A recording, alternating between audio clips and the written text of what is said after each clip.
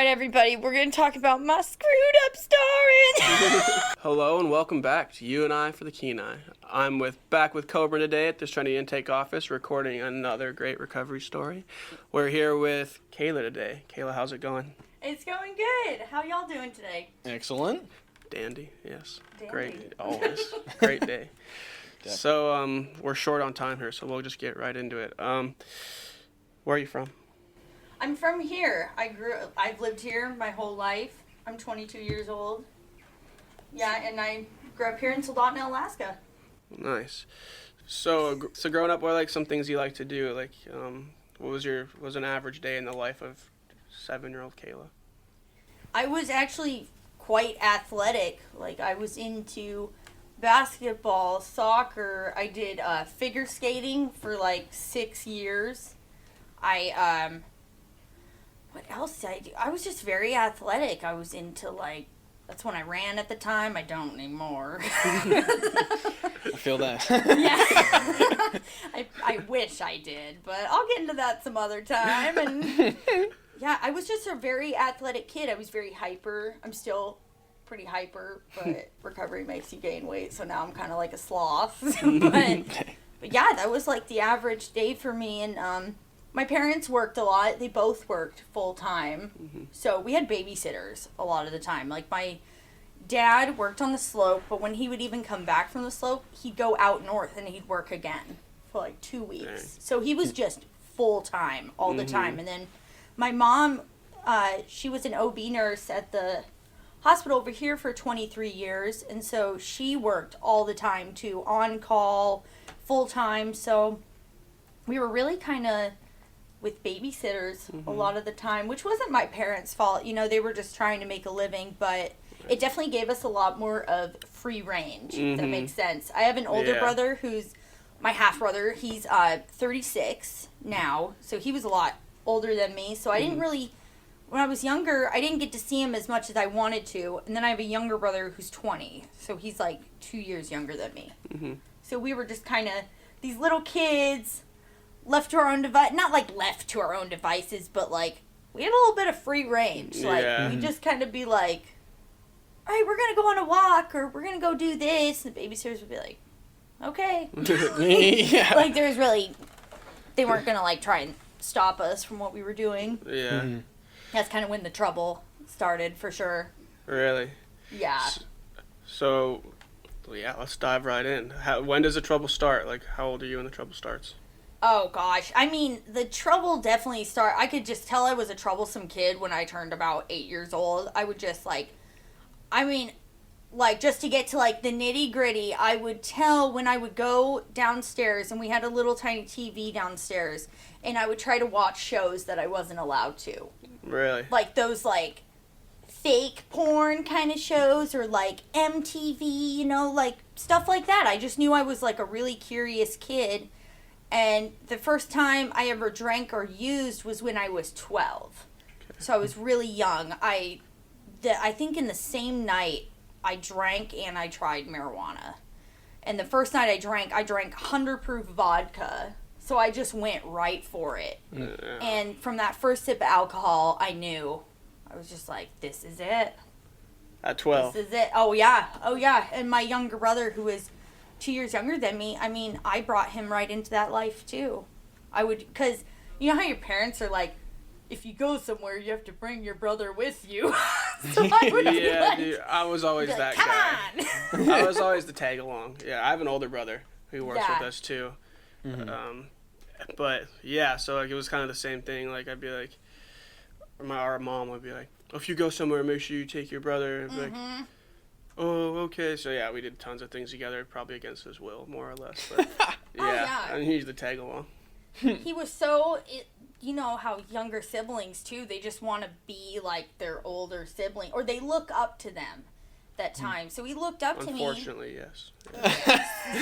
Yeah, super unfortunately. And I'm his older sister, and I'm 12 years old, already partying, experimenting with boys, smoking every day at this time. I'm already So how did, the first time come about then? Like, what led you into that situation? Oh, so I was, when I was younger, I went to a Christian school from, preschool to 4th grade.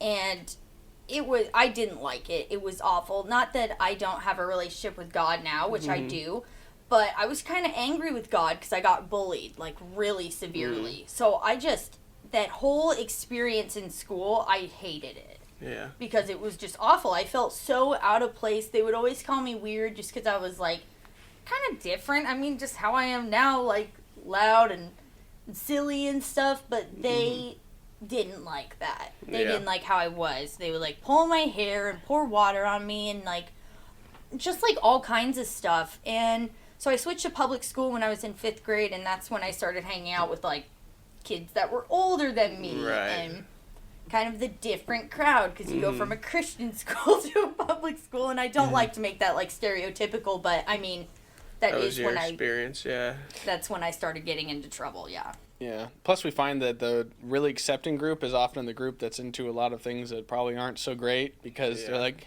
oh, I do this and it's okay. So if someone else does that, that's okay. And it has its own really accepting culture. I think it's sometimes portrayed as like peer pressure, like, oh, the bad kids are going to be like, hey, come over here and try this. But kind of in reality, they're just really cool with whatever you do. They're just like, oh, you do you. And then you're surrounded by this environment of a bunch of people who care about their appearance, care about like not sticking out and stuff. So I think it's really easy to fall in with that crowd who just accepts kind of everything. Yeah.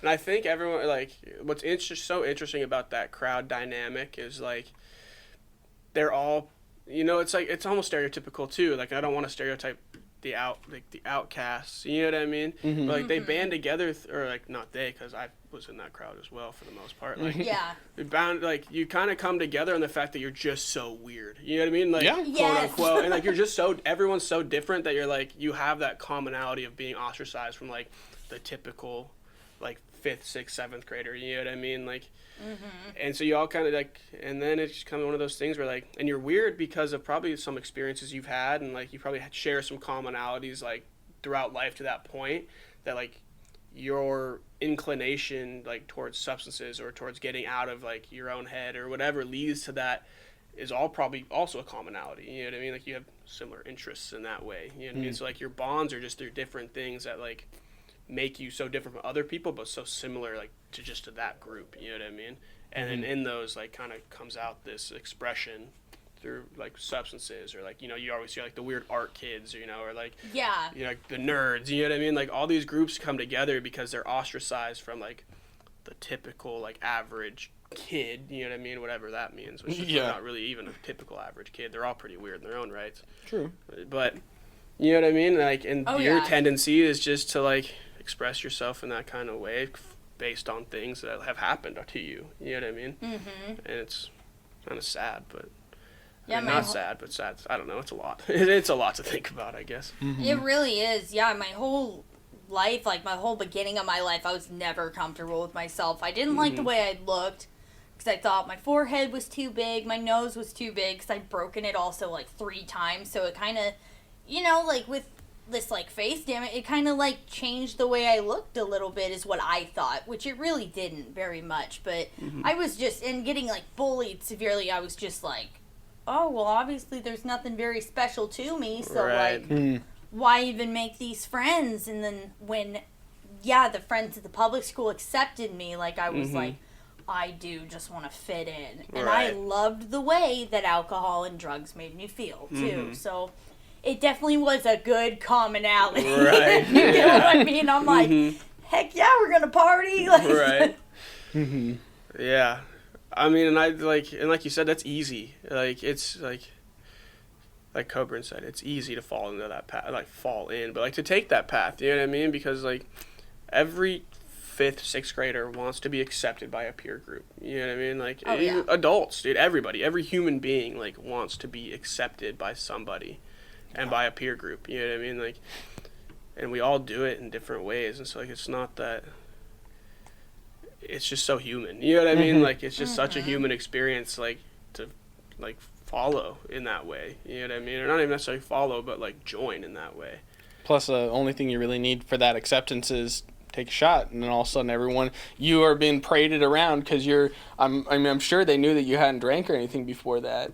I mean, oh yeah, they did. They knew I hadn't, and there was like I'm almost positive there was people who were like 6, 7 years older than me, take my first shot of vodka, and I'm sitting there just stumbling. I mean, I'm already just hammered. Mm-hmm. And I'm sitting there smoking weed on top of it.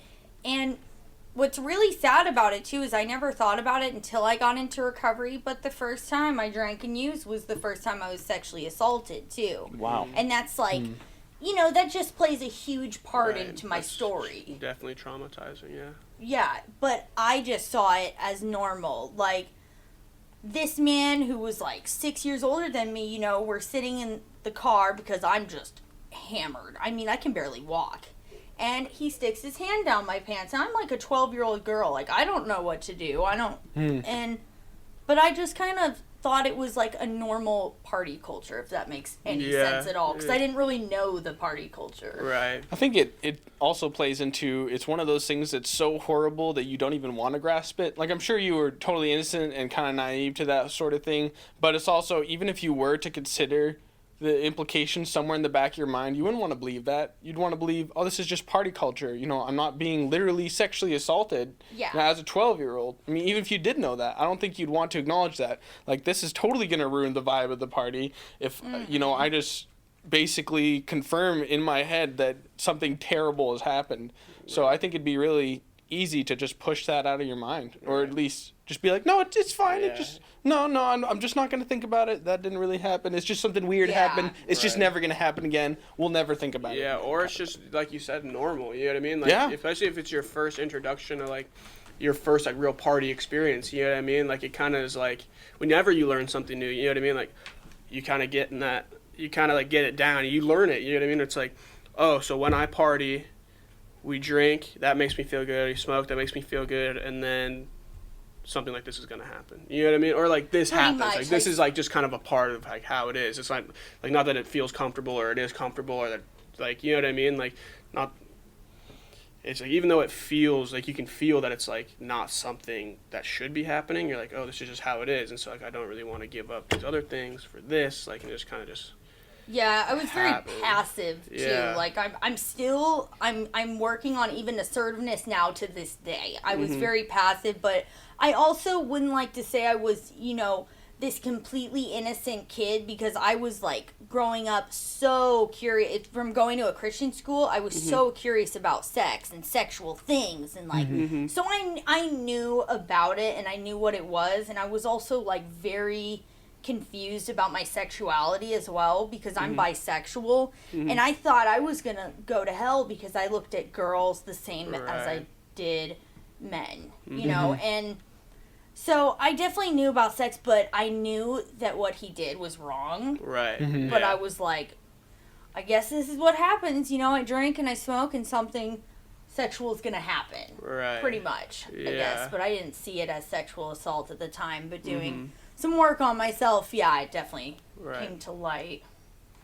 Do you think that expectation arose in part just from kind of the message that was given to you before? Like, oh, if you drink and do drugs, bad things are going to happen to you. So you're like, oh, this must be the bad thing that happens. It just happens. Like, did that ever go through your mind, or not really? Not really, but I definitely thought with my sexuality that, because of the way I was, nobody was going to accept me again, and then I was just going to go straight to hell. Wow. Like, I was like, this is it, because I was, by like, maybe 6, 7 years old, I already knew I was attracted to women as well. Like, I would just look at them the same as I did boys. So I was like, this is odd, but I had nobody to talk to about any of this stuff either. So this was all just kind of trapped in my little brain. That's really hard, dude. That's incredibly hard. Like, you're faced with some, like, real life, like, internal conflict at such a young age when you're still trying to figure out the world around you in general. You know what I mean? Like, how things work, like what dynamic, who your friends are, what's this, like, you're really just trying to figure out how the world functions and how you function in it. And then you add this internal conflict that's like adults struggle with, you know what I mean? Like, a lot of people struggle with a very long time, and it's hard all the way through life. Like, it's incredibly hard, like 7, 8 years old. Oh, yeah.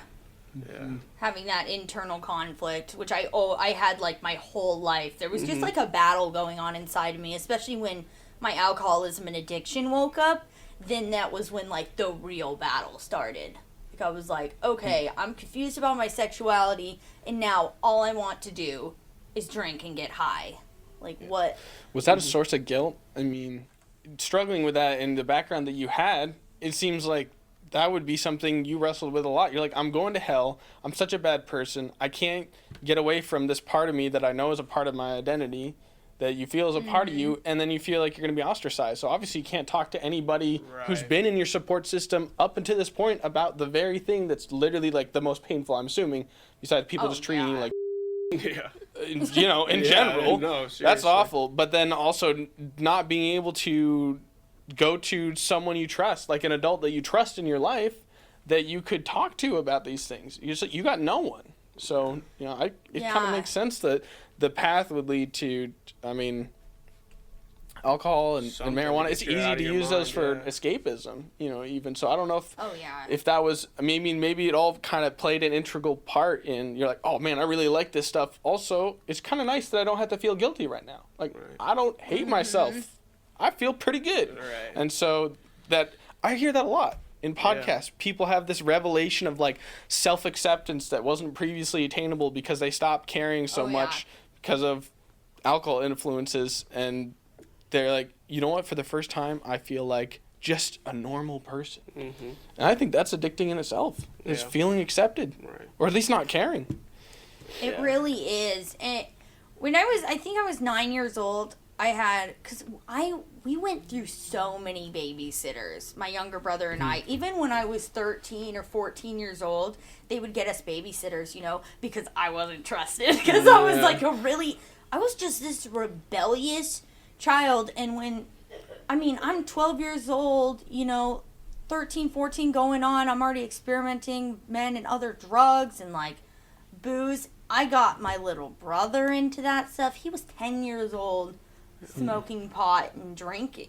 You know, that's just like so awful for a parent to find out. So my parents just thought they had failed us. But yeah, when I was younger, when we had one of our babysitters, I tried to like say like, I don't know why I feel this way. I look at girls in that way. And she was just kind of like, she didn't really know what to say. Because I'm like this little kid saying it. And she's kind of like, oh my goodness. Can you imagine as a babysitter working for your parents? She's like, probably like, I'm just going to pretend that didn't happen. Especially when your baby, like you're 13, your babysitter's probably like 17, 18. Yeah. Still trying to figure out the world herself, you know what I mean? Yeah, what like, year just is this? And like, you're like, oh yeah, by the way, I think I might be bisexual. She's like, wait a minute, my employers might not approve of this. Seriously. And she's just probably not prepared for that question. You know what I mean? Well, I'm not, but how's school? Seriously. How's your homework going?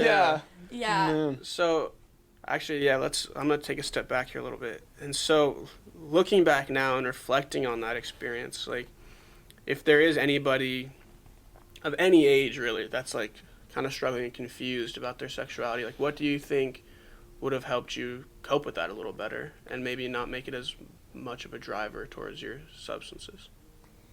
Honestly, I think even no matter what age, you know, if parents can afford it, or, you know, there's really good resources these days too. Counseling is really good. When I was able to like tell a counselor that I felt that way and talk about the way I was feeling with like school and already having substance abuse and alcoholism was like a big eye-opener for me. So I think just like resources, being able to talk to somebody is the biggest thing. Right. Being able to like admit who you are without having a worry in your mind. Right. Or having to produce some self-inflicted guilt and shame. And sometimes not always self-inflicted. You know what I mean? Like some very real like external pressures to be a certain way.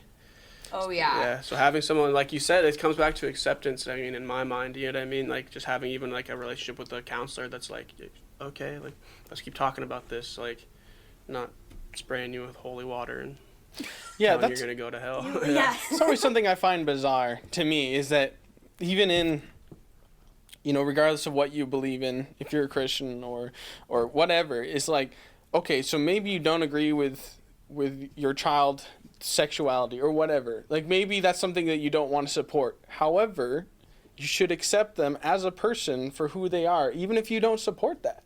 Because otherwise you're just you're not going to be able to fix them. Say you even viewed it as a sin and you're like, that's a bad thing. If your child was a thief, you're not going to disown them, yet you'll see that. You'll see just straight up disowning for sexuality. Whereas by the own idea of it being like, even if it was something wrong, like, that should still be something that's accepted. That's kind of the whole point of the forgiveness and everything. So I feel like that just gets twisted so often, where it's just like sexuality is somehow the ultimate terrible thing.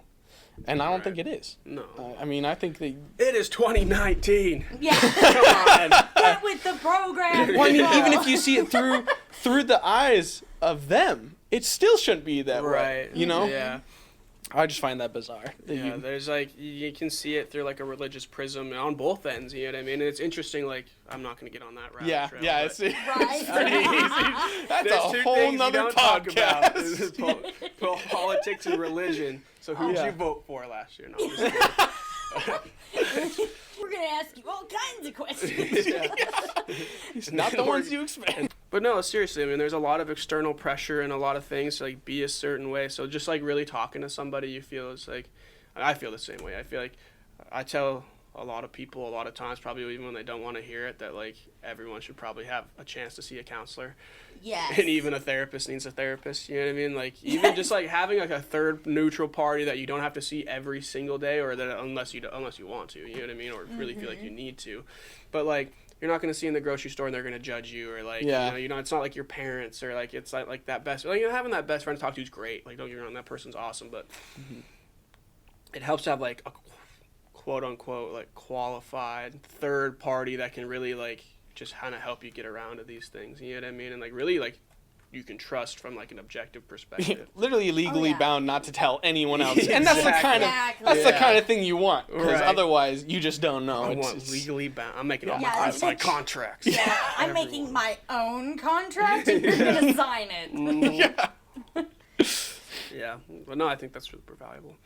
So we're moving on through life here. What's high school look like for you? We find that's usually a pretty... Especially with, like, kind of a confusing sexual identity, and you're already experiencing some substance misuse, and so what was that experience like?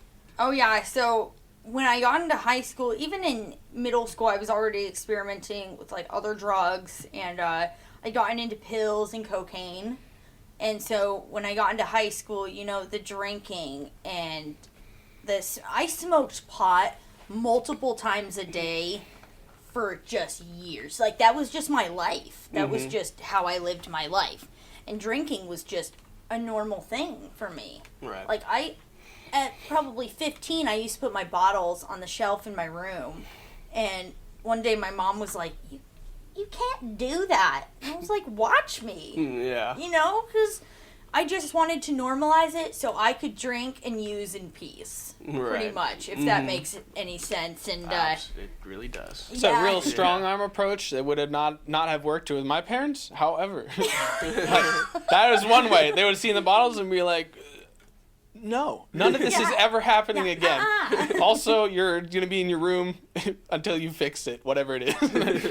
Not really, but you know what I'm saying. It's like, wow, that's crazy that you were just like, I don't actually care. Oh, yeah, to that point. I think there's a certain level of defiance you reach, though, where, like, even your parents just don't know what to do.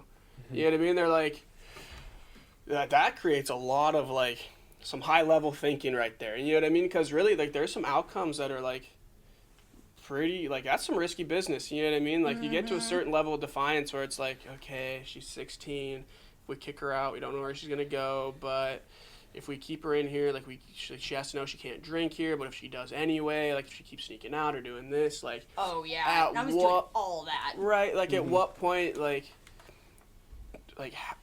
we have to make a decision, you know what I mean? Like, this, it can't, like, keep going on, like, untalked about. You know, it can't just keep, like, happening, but at the same time, like, what action do we take? Like, that creates a lot of, like, a lot of thought, and a lot of stress, really. Yeah, my freshman and sophomore year, I was doing decently. I would like to say. I was still smoking weed daily, drinking all the time. And yeah, I started experimenting with the cocaine and pills, but for some reason, I still held myself together okay. Like, I was doing cheerleading and made a lot of friends in high school, and it was really nice. Like, I didn't feel like one of the popular people, but I felt okay. I felt decently accepted. And my grades weren't, like, plummeting to the core at that time. I mean, they always weren't that great, to be honest. Yeah. But, like, because I just couldn't hold myself together a lot of the time. Like, I would always choose using and drinking over, homework. Like, I was like, that can go to the side. I'm going to go party. And about the end of my sophomore year, or maybe even the beginning, I got into a relationship. And it was, like, my first real relationship. Like, here's the funny part, too. We meet at a party, which is so fun. He's the one who can drink a whole bottle, and still be standing. And, like, that didn't attract me, but I think that both of us having alcoholism, because I knew that he was an alcoholic by the way he drank and the way he presented himself. Like, he would stand on the bed of a truck like, whoa, you, fight me. I'm like, okay, this guy's wild. But he was, like, the most attractive guy in school and stuff, and I was always like, yeah, he's never going to like me. And he ended up liking me, and it made me feel special, because I had those self-esteem issues, and we get into this relationship, and it is the most codependent, toxic relationship I've ever been in. I mean, to this, like, maybe not to this day, but I would almost like to say, because I've been in other ones that were awful too, because after this one, that was my pattern. I would go for toxic, abusive men, because that was, like, my normalism. And so we get in this relationship, and we literally just can't be apart.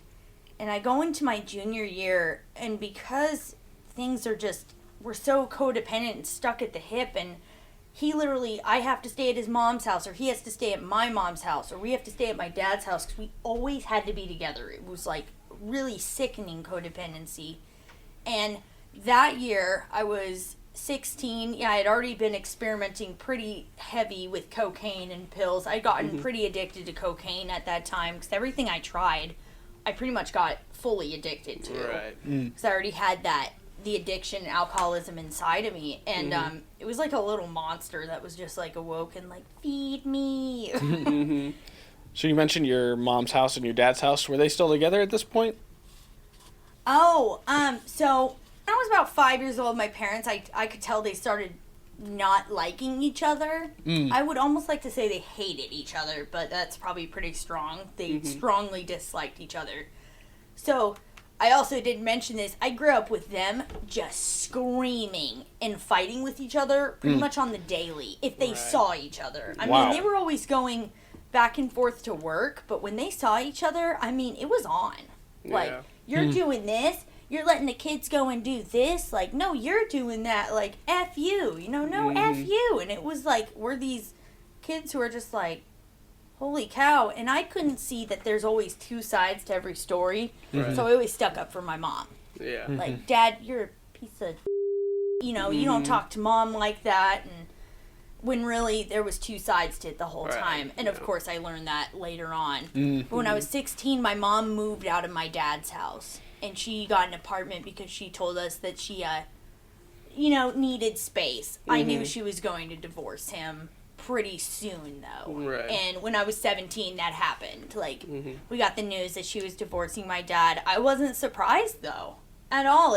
They were so verbally and mentally and emotionally abusive to each other. It was just sickening. It definitely reminded me of the relationship I was in at that time.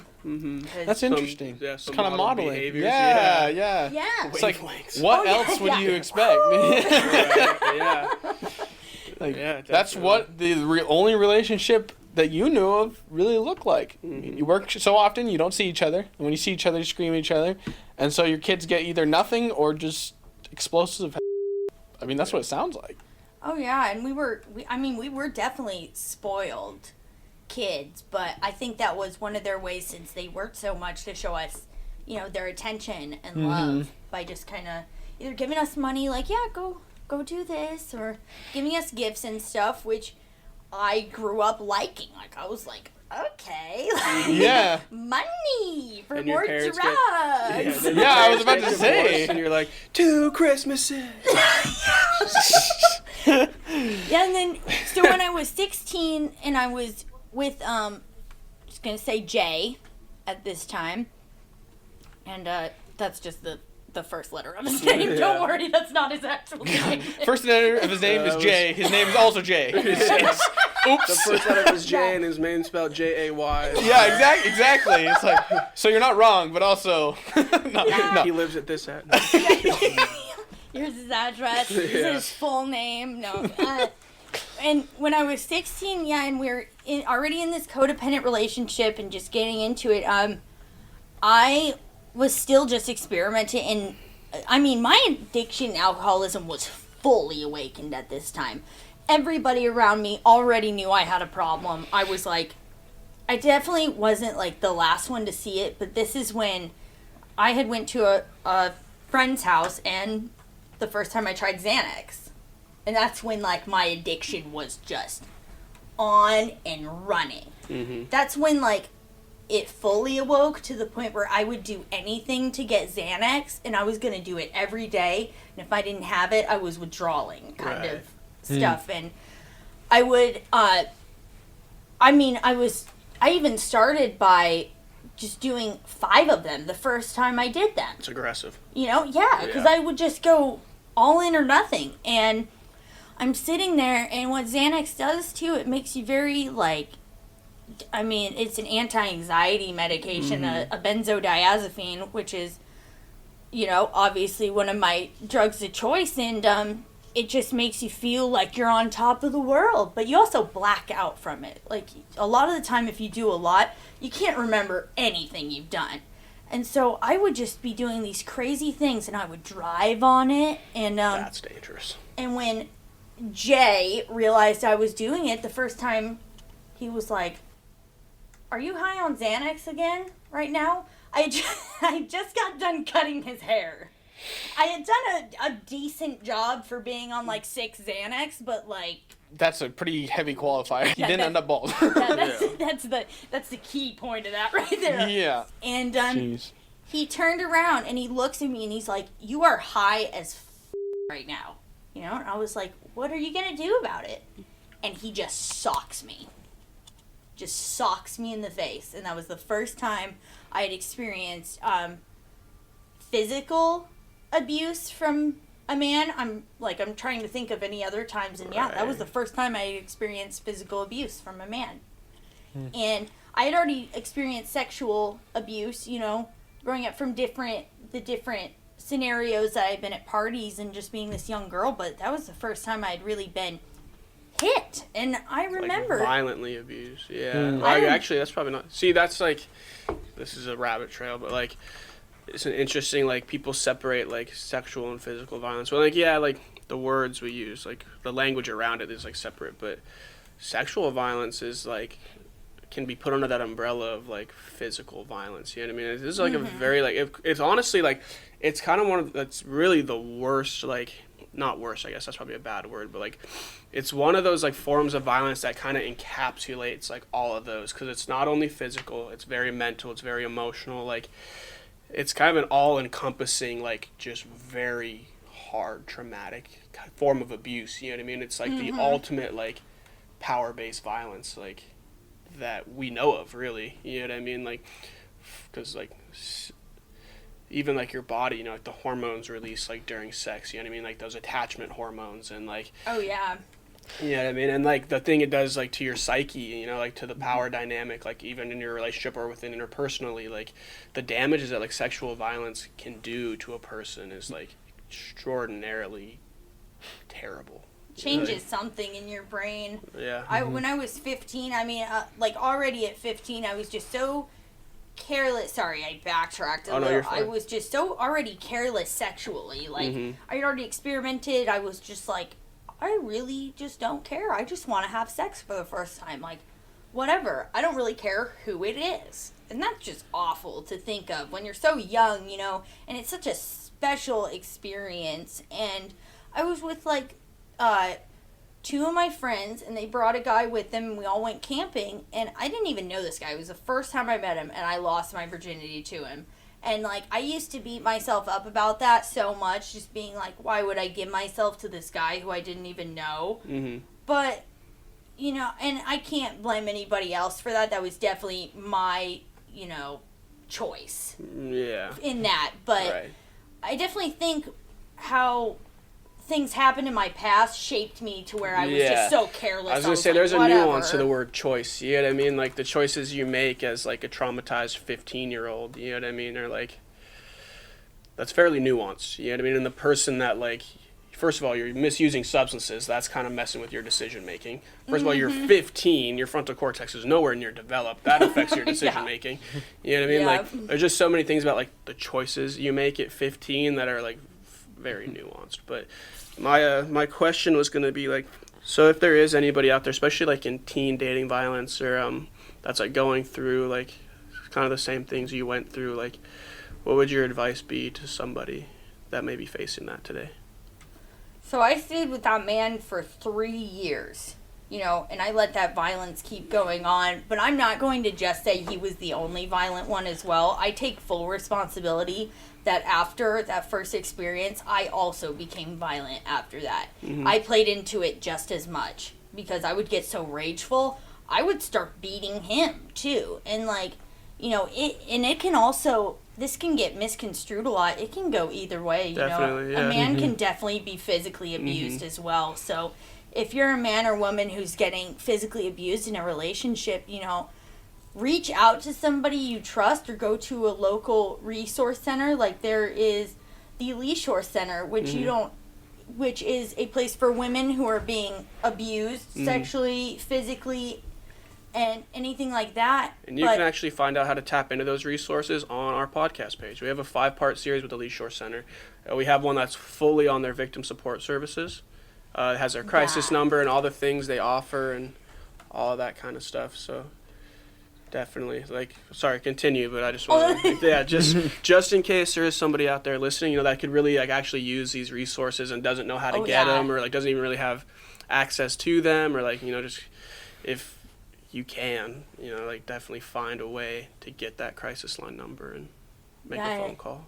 Definitely, especially if you're an adult, and if you're a teen, there is now teen resources, and there's counselors and people, anybody who's even close to you, you can go to somebody who you trust, who is safe, and if you don't have somebody like that, don't be afraid to go to the police. I know that a lot of people have that misconstrued thing about if you go to the police, you're a rat. Not with abuse and sexual abuse. That's completely different. Because if you're getting beaten the crap out of and it continues to happen, I mean, I know of women who have almost been killed from those kind of things.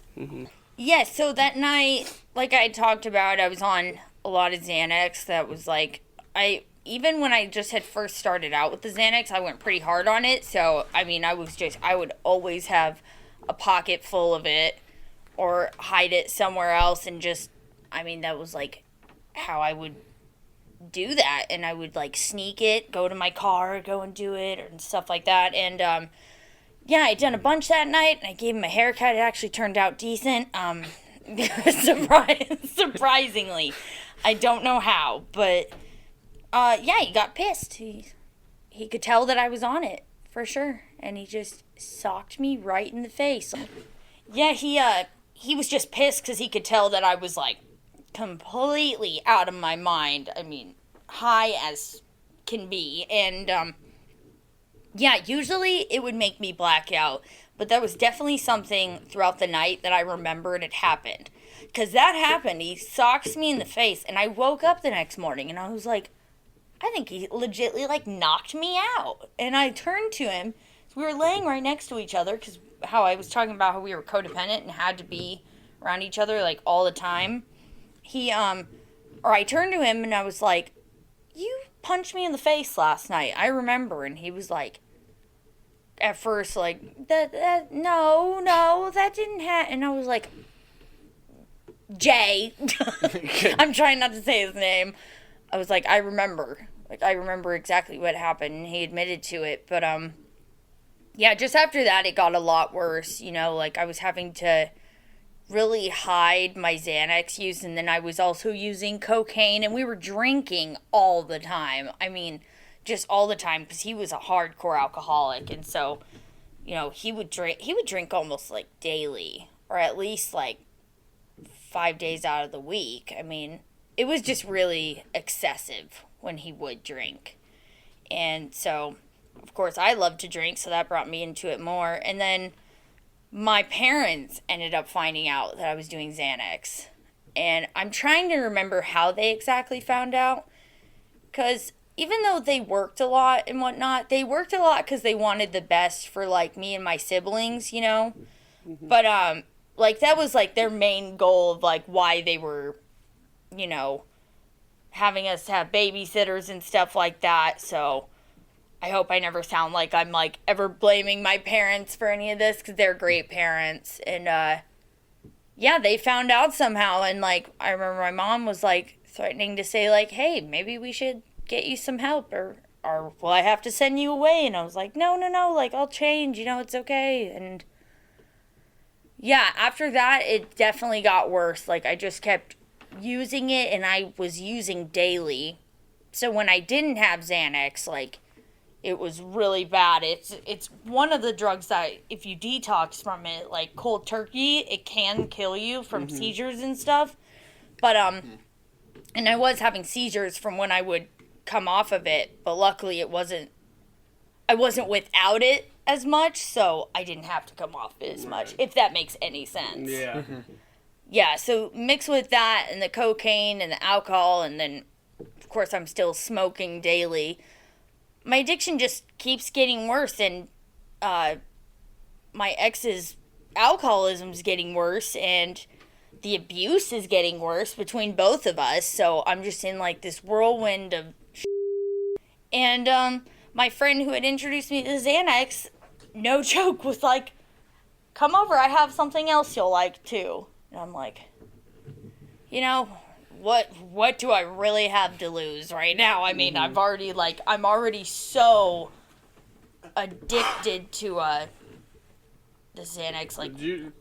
So that's, like, crossing your mind at this point, like, that you have a problem? Are you, like, kind of coming to admit to yourself that you have a problem at this point? Oh, yeah. Yeah. Yeah, at this point, I definitely knew I had a problem. I knew I liked alcohol too much. Like, the first time I had tried it, I knew there was, like, something awoken in me, but I didn't really want to admit anything. Like, I was like, I'm okay, and... But after I tried the Xanax, I knew I had, like, a severe problem, because I couldn't go without it. It was, like, one of those things I had to have it. Right. So that's when I knew. I was like, I might have a problem with this. I may be addicted to it. I imagine that confrontation with your parents also shed some light, because I'm sure they were like, this is a problem immediately. So did that spur any kind of self-reflection? You're like, wait a minute, maybe I do have a problem, but I'm not hiding it good enough. That's the problem. Yeah, it kind of was like that. Like, I was like, okay, apparently I need to be smarter, because they would find our weed and pipes, like, all the time when I was growing up. So they knew that I smoked weed, you know, and they knew that I drank, but they didn't know how excessively I drank. But they knew that, like, me and my younger brother smoked weed. But, like, I think in their head, they didn't think that I was going to really, like, move on to something that was a step above that, if that makes sense. Yeah. Like, oh, it'll probably figure itself out once she has enough, maybe that kind of thing, or at least it's not going to progress. I think, honestly, it's just, like, maybe, like, hope, you know what I mean? Like, you just really, like, genuinely hope that you're not, you know what I mean? And honestly, it's a lot easier to be like, oh, she wouldn't, you know, like... Every parent says that. You know, I'm sure my parents have said it. Dude, I think it's kind of blinding too. Yeah, exactly. Like, you don't want to see that because you don't want to believe it even exists. That's horrible to like. Oh, my sweet Kayla would never do Xanax. Yeah. You know. Yeah. And I mean, like, I feel like a lot of parents do that, so it's not like atypical by any means, but. Yeah. Yeah. No, I think a lot of people just don't really want to see it, honestly, and It's hard, dude. That's kind of in ways understandable. Like that's the kind of tough thing, not kind of tough, very tough thing to look in the face. You know what I mean? Oh yeah. The like, your child is struggling so bad. It's difficult for a parent to watch their kid struggle like that. Yeah, and that's when Xanax was prescribed a lot more like frequently since I was 16 at that time. Like, you know, like if you had anxiety, you were most likely prescribed Xanax. Like that's just when that was coming about, and it was very much more accessible. Like now I feel like it wouldn't be as accessible because they found out how truly addictive it really is. And yeah, so also it was just shocking to them to think that like I could get addicted to an anti-anxiety medication. Right. You know, but it kind of made sense because I do have anxiety, but I didn't have it that severe at that time. Right. Like I had it when I was a child, and growing up it was still, you know, a problem, especially like socially. Like, if I thought one of my friends was mad at me or something, it would just eat my lunch. I mean, it was awful. So it was anxiety in that form, but not like, I don't know, the other forms of anxiety, if that makes sense. Yeah. It's almost like abusing the medication made it worse. Mm-hmm. It made my anxiety even worse. So how do you handle your anxiety now in recovery? I mean, obviously, you're probably not taking Xanax anymore. So, I mean, No, I'm not. Yeah. So how do you manage it now? Like, because I'm sure you still have it. I mean, I'm sure it's not like just woke up one day and it was gone. Oh, yeah. So, and is there any, like, mechanisms or anything you use to kind of help with it now? Yeah, so the doctor we have here at the intake office, Dr. Dale, he has helped me with medications that are, you know, obviously non-narcotic, non-addictive, and that are healthy to take for anxiety and depression, because I do have, you know, mental health disorders too, which is such a huge thing in recovery too. A lot of people have like not just the substance abuse and alcoholism, but they have also mental health disorders, which Definitely. and if that gets taken care of too, it can really help like fuel your recovery and keep you going. Because once I got that taken care of, I didn't even realize how bad my like anxiety and depression was until I started taking medication for it. And like after a week or two, I realized this is helping a lot. So I take medication daily, and yeah, it's just I believe in ending the stigma on mental health. Definitely. Like, you know. Yeah, I think they're kind of, when it comes to like that stigma, you know what I mean? It's one of those, it's an interesting one too, because we've come a long way in it, but at the same time, like, it's kind of like the same as addiction, you know what I mean? Like, we've come quite a ways in it, but at the same time, like, especially here, it's still a pretty difficult thing to navigate. You know what I mean? Like, numerous people that, like, don't want to see a counselor or quote-unquote therapist, whatever it might be to you, you know what I mean? Because, like,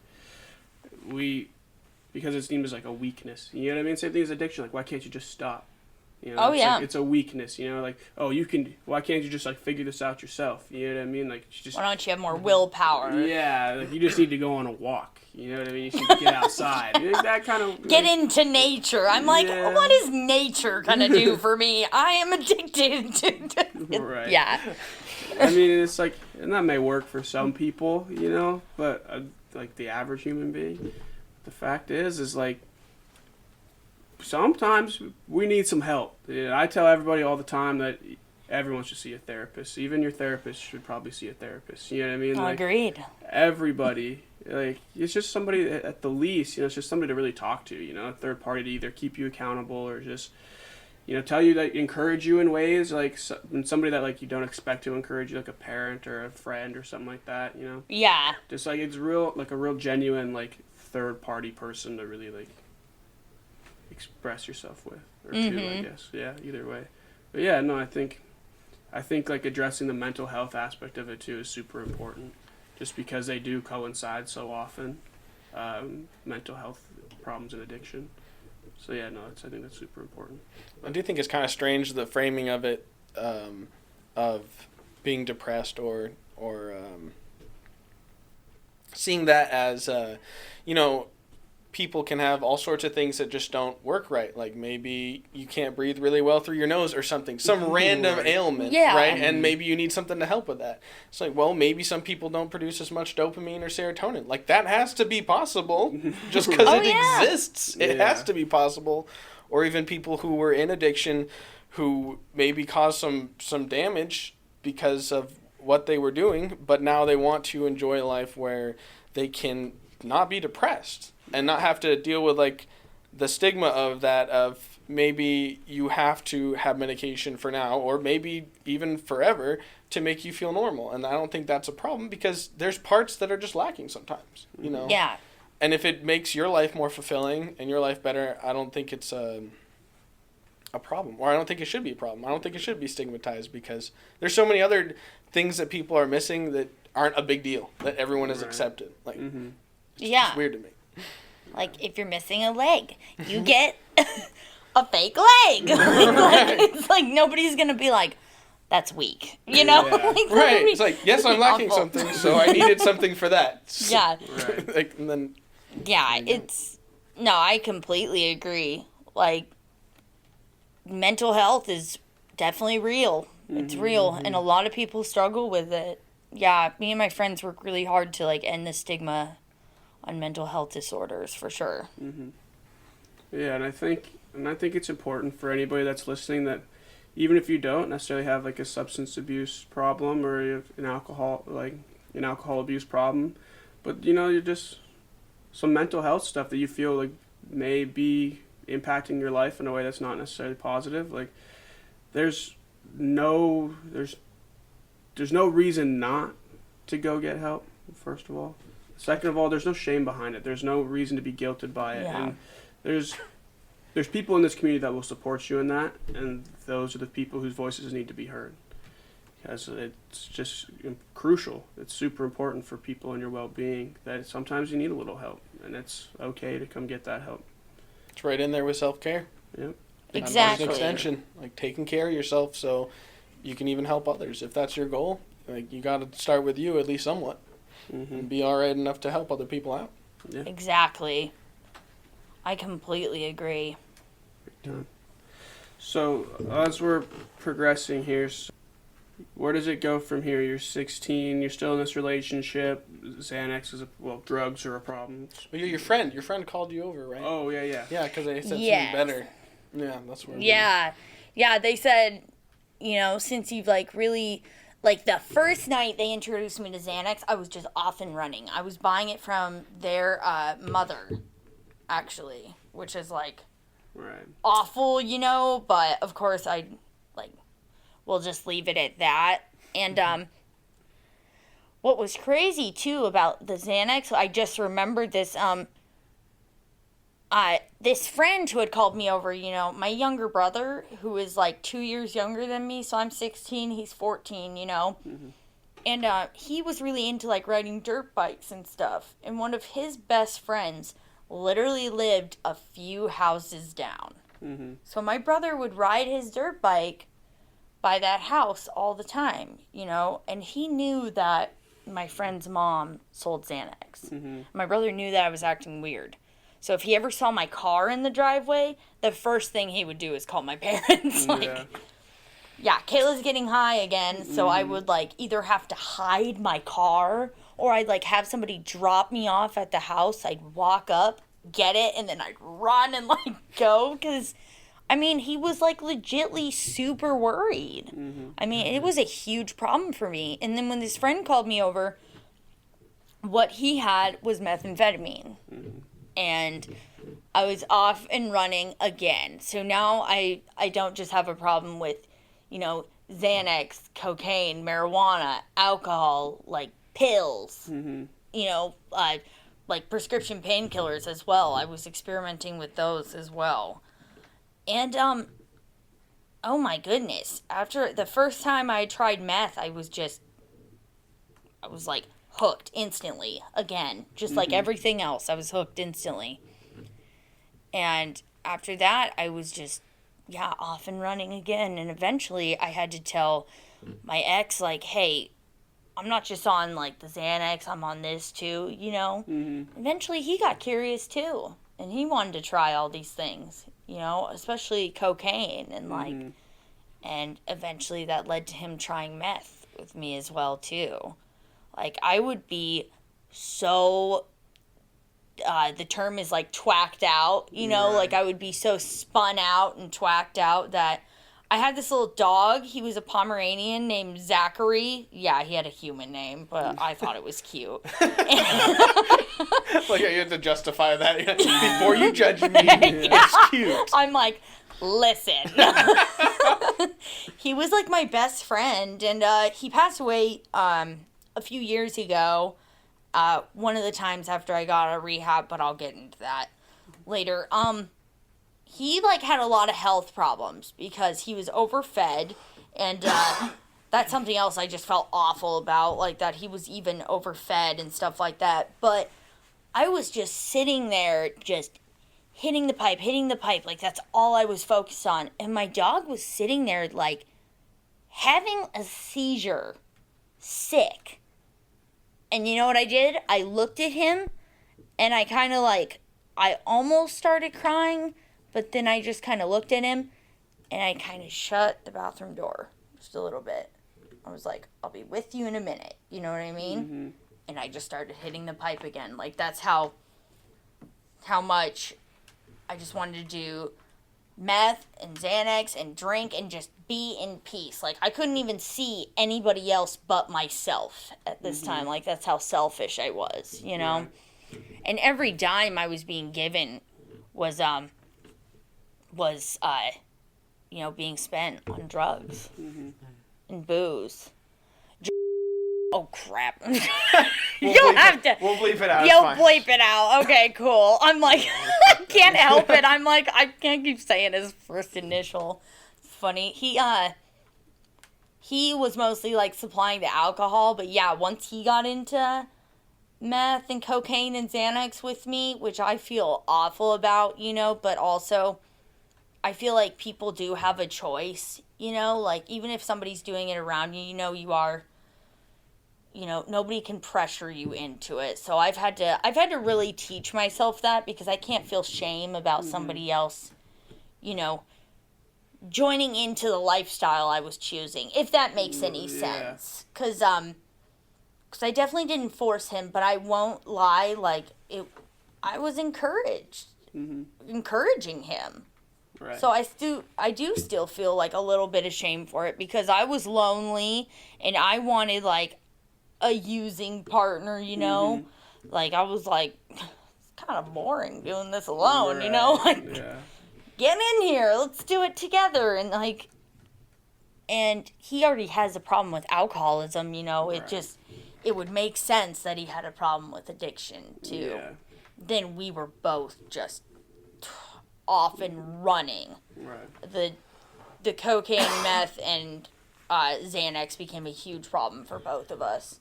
Like, the Xanax stayed a huge problem for me, but he got into cocaine and meth really bad. Did you guys have jobs at this point, or how'd you make enough to afford that? Because I'm assuming it's really expensive. It was really expensive, and I'm not going to lie, like, this is awful, and if my parents listen to this, like, sorry parents, I love you guys, but, I mean, they were giving me, like, quite a bit of money, you know, and I would, and, like... Thinking you were, like, sheltering and feeding yourself? Yeah. Pretty much. Pretty much. And, like, I would say, hey, I need this money, you know, for this and that. And then when they found out I was using Xanax, like, the money definitely got cut short for quite some time. But I convinced them I was doing better after a while. So the money started flowing back to me. And that guy gotten a job. He actually had a job. I had to think about that for a second, because also I've had, like, brain injuries and overdoses and stuff, so my memory is awful. So sometimes I have to actually, like, really think about what has happened. He did have a job, yeah, and so when my parents weren't giving me money, you know, he would have money from his job and stuff. And, yeah, so after I'd gotten into meth, you know, we were off and running and using and all that stuff. I mean, I'm not gonna lie, like, our whole relationship was just codependency, using and drinking, and sex. And that was, like, it, you know? Like, we were just, like, That was what it consisted of. It was like a really sick, toxic relationship.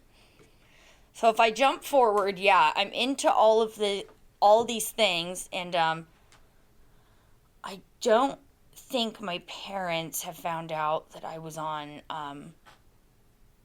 meth, but the abuse got a lot worse between both of us. Like, he was beating me, I was beating him, etc. Because, like, I don't like to just say I was being beaten, because I was definitely hashing it out as much as it was being given, too. So, if that makes sense. Yeah. And, nah, it was just getting worse, and eventually, two of my good friends were like, no, like, you need to leave this fool, you know? And, like, I was being told that by everybody. Literally everybody. People could tell that, like, there was stuff going on. I have a scar in my ear right here because he put a cigarette out in my ear. Like, that's how severe the abuse was. You know, it was really severe on both ends. And one night, we were sitting at my dad's house because I literally hadn't seen my dad in, I think, like 6-7 months, because I was just with that guy all the time at my mom's apartment or his mom's house. And we went over there, and I was detoxing off of Xanax and meth and all that, like everything I was doing. I mean, I always had so many substances in my body, it's like really hard to tell even what I was doing. And I think I was going through his phone. Like, that's how codependent we were, you know? We would go through each other's phones and do stuff like that. And I just turned to him, and I started beating the crap out of him. I mean, like, really badly. Like, I kicked him in the ribs, like, punched him in the face, you know, like, multiple times, and was just beating the crap out of him. And then, you know, it was pretty severe, but we had to just kind of be like, okay, we got to ignore this until, like, tomorrow. And he ended up leaving. And that's when my friends brought me to my mom's apartment, and they tried detoxing me themselves. That was a nightmare. I feel really bad for them. And I'm sure they know who they are. If they were to listen to this, they'd be like, yep. Well, sadly, actually, one of them has passed away now, who was one of my best friends, but he tried to. But, a few days go by, and it was Christmas Eve, and my dad calls me really early, like 8 a.m. I'm like, what do you want? You know? And he's like, fair warning, the cops are coming to the apartment right now. Don't tell them anything. You need to be, like, I don't know what you did, but don't tell them anything. You know, stay quiet.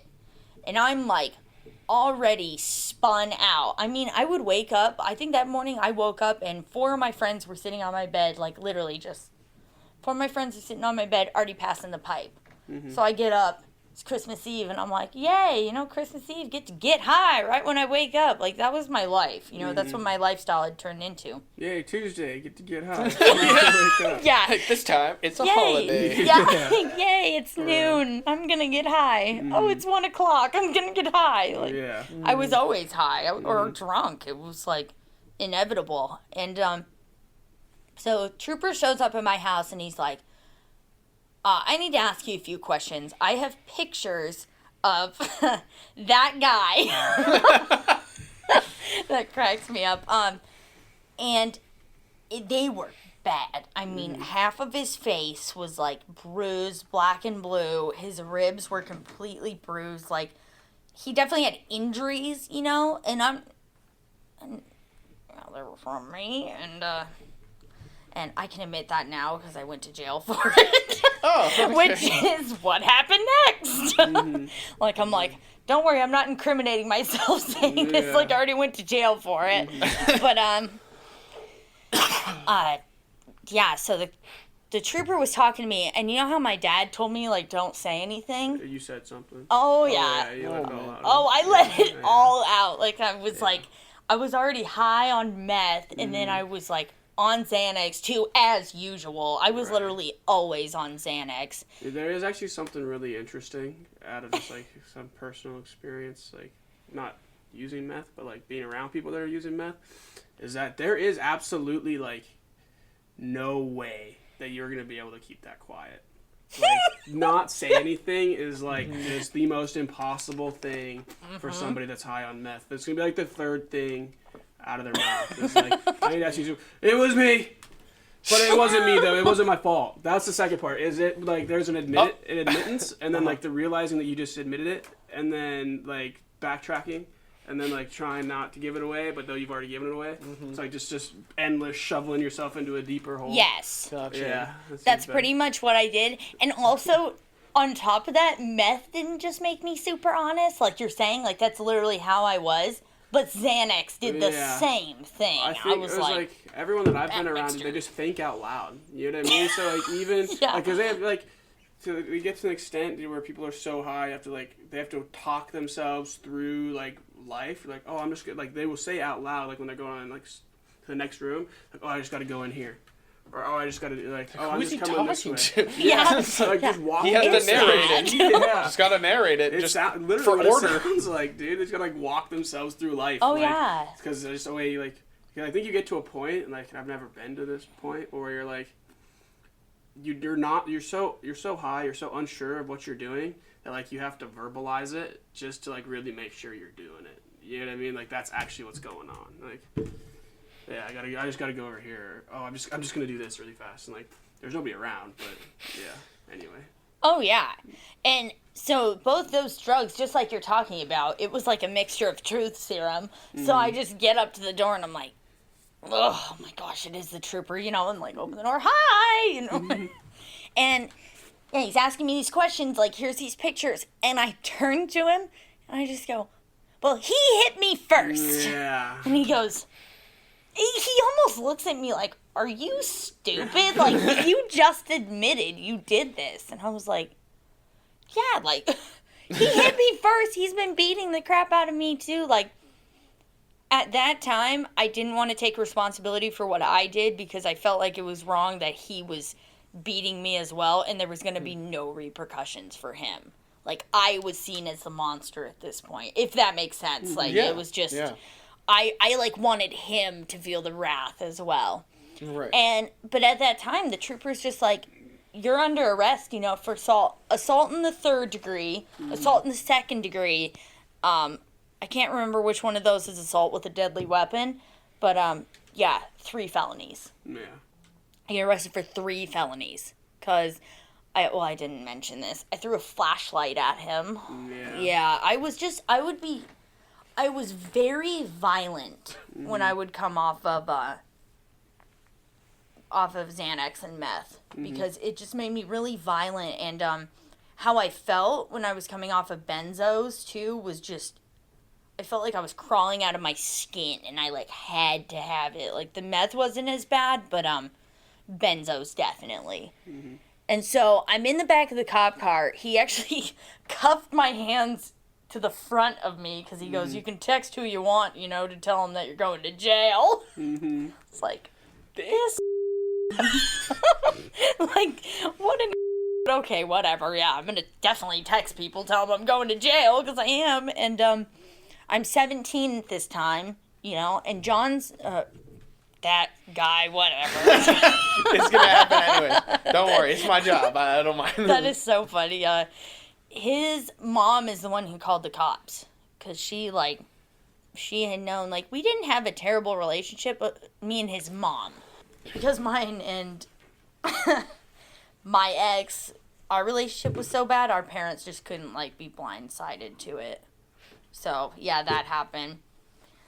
So they ended up taking me to juvie, and I was there for 2 weeks, and my parents had to get me the most expensive lawyer to even get me out of there within 2 weeks. You know, I should have been there for a very, very long time.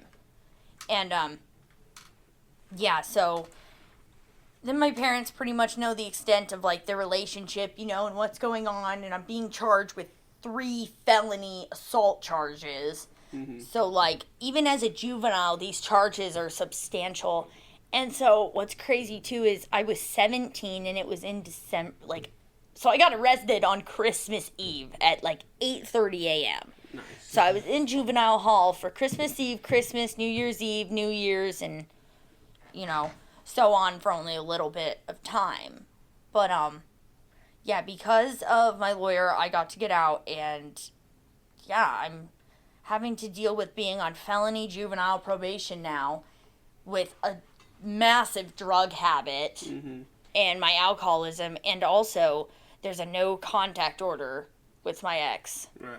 So I'm dealing with all this stuff, and no joke, when I got arrested, my two friends were there who were trying to detox me. Rest in peace to one of my friends, because they just passed away actually recently, which is really sad. But I had stashed away Xanax in one of my backpacks when they arrested me. When I heard the trooper knocking at the door, I was like, I threw it in my backpack. So I was like, I'm going to need that later, that's for sure. And I wasn't going to try to smuggle it into the juvenile hall. That wouldn't have been very good. And so literally the night I get out, I just turned to my dad, get me home, I need to smoke a cigarette. Like, get me home, I need to go do this and this and this. And, of course, they're just pissed off at me because they just had to spend so much money to even get me a lawyer. And I'm super ungrateful, selfish, not even realizing that this is going to cost probably, like, God even knows, And it was 2 months until my 18th birthday. That's the other thing that was just raining down on me. So I'm, charged with 3 felonies, and it's 2 months till my 18th birthday. So I'm just in a whole... And I get home, and of course the first thing I do is smoke a cigarette, and then I go and snort some Xanax. Because that was just what I knew to do. Right. And, so, I'm on the probation, and I was actually, I'm not going to lie, in the beginning of it, I was doing decently. What was crazy was they would test me for drugs, but they wouldn't test me for alcohol. Yeah. So when I figured that out, I was like, like I was like, I can drink, like, nonstop, and they're not going to even know. Right. And so... for a little while I was on the, felony juvenile probation, I was just drinking and trying not to do dope. But, eventually that wears away. Especially if you're drinking excessively and just thinking, what would be better with this drink? Is some dope. That I'll sounds just drink and think good. about it. Like, that's not going to last long. Yeah. For now. Yeah. Exactly. For now. So I'm having to, and at this time, even though I have a no contact order, my ex is sneaking over to my house in the window, seeing me. Yeah, I know, you're looking at me like I'm crazy. No, I was like, know. what is... That makes sense. He is very confused. Yeah. Oh, totally. No, it's confused. Every one of my friends, too, was confused. 2 of my friends saw me together with him, texted me and was like, you're an idiot. Like, literally, we have no clue what you're doing. All you do is get high and get back with this toxic dude. Like, you're setting yourself up for failure. And, so he's sneaking over, and then while I'm just drinking excessively on this, probation, but me and my ex are officially broken up. So I'm just, getting drunk and hooking up with, like, other people and stuff, because I had been with my ex for 3 years, so at this point, I'm trying to think, it was like 2.5, 3 years, close to that, but, I'm just like, okay, I'm going to experience life now, but really I wasn't experiencing life. I was just drinking, having sex, and then eventually it led me right back to smoking meth, and doing Xanax and everything else that I was doing. But in my head, of course, I had to be smart about it. Okay, meth gets out of your system quicker, and then Xanax doesn't. And then I can drink all the time, but we got to plan this out, Right. So I'm, like, exhausted from having to scheme when my drug tests are going to be and stuff like that. And then me and my ex are just sneaking around together all the time again. And at this point, I had smoked heroin too. Nice. Like, I'm gonna be honest, Yeah. throughout this whole time, I had smoked heroin. You know, I not like excessively, but I had already tried it. You know, so Right. if it was around, I would smoke heroin. But it wasn't what I was going to spend my money on. You know, because like meth was way more important to me at that time. But I pretty much tried like every drug at this point, and. So I have this drug dealer now too, who just I'm going through all the time for my coke and my meth and doing all this with them. And I'm literally on my probation. I've passed the drug test so far because I've timed it out right, and my dealer gets arrested, and they take his phone. Nice. So I get called into the probation office, you know, and he doesn't I don't even think my PO knew yet, but I get a call from my lawyer. You Right. It's like, what did you find out? There was literally text printed out because I was a dumb kid. I didn't even use code words. I was like, do you have any Xans or some cocaine? Like, what? Or just call the guy. Yeah. Oh, I was dumb as Your dealer's like, man, her burner phone has a lot of minutes.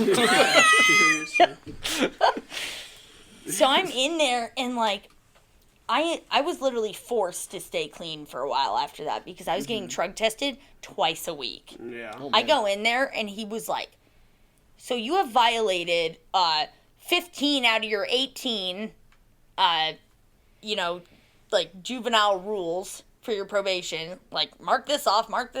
And yeah, so I'm going in there getting drug tested like twice a week at this point. I'm already 18, but they're keeping me on the juvenile probation.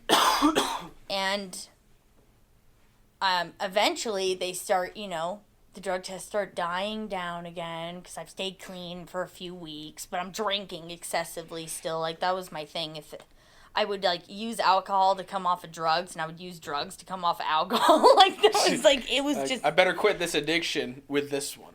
All right, that one's not as fun anymore. We're gonna quit that addiction with this one. Yeah, exactly.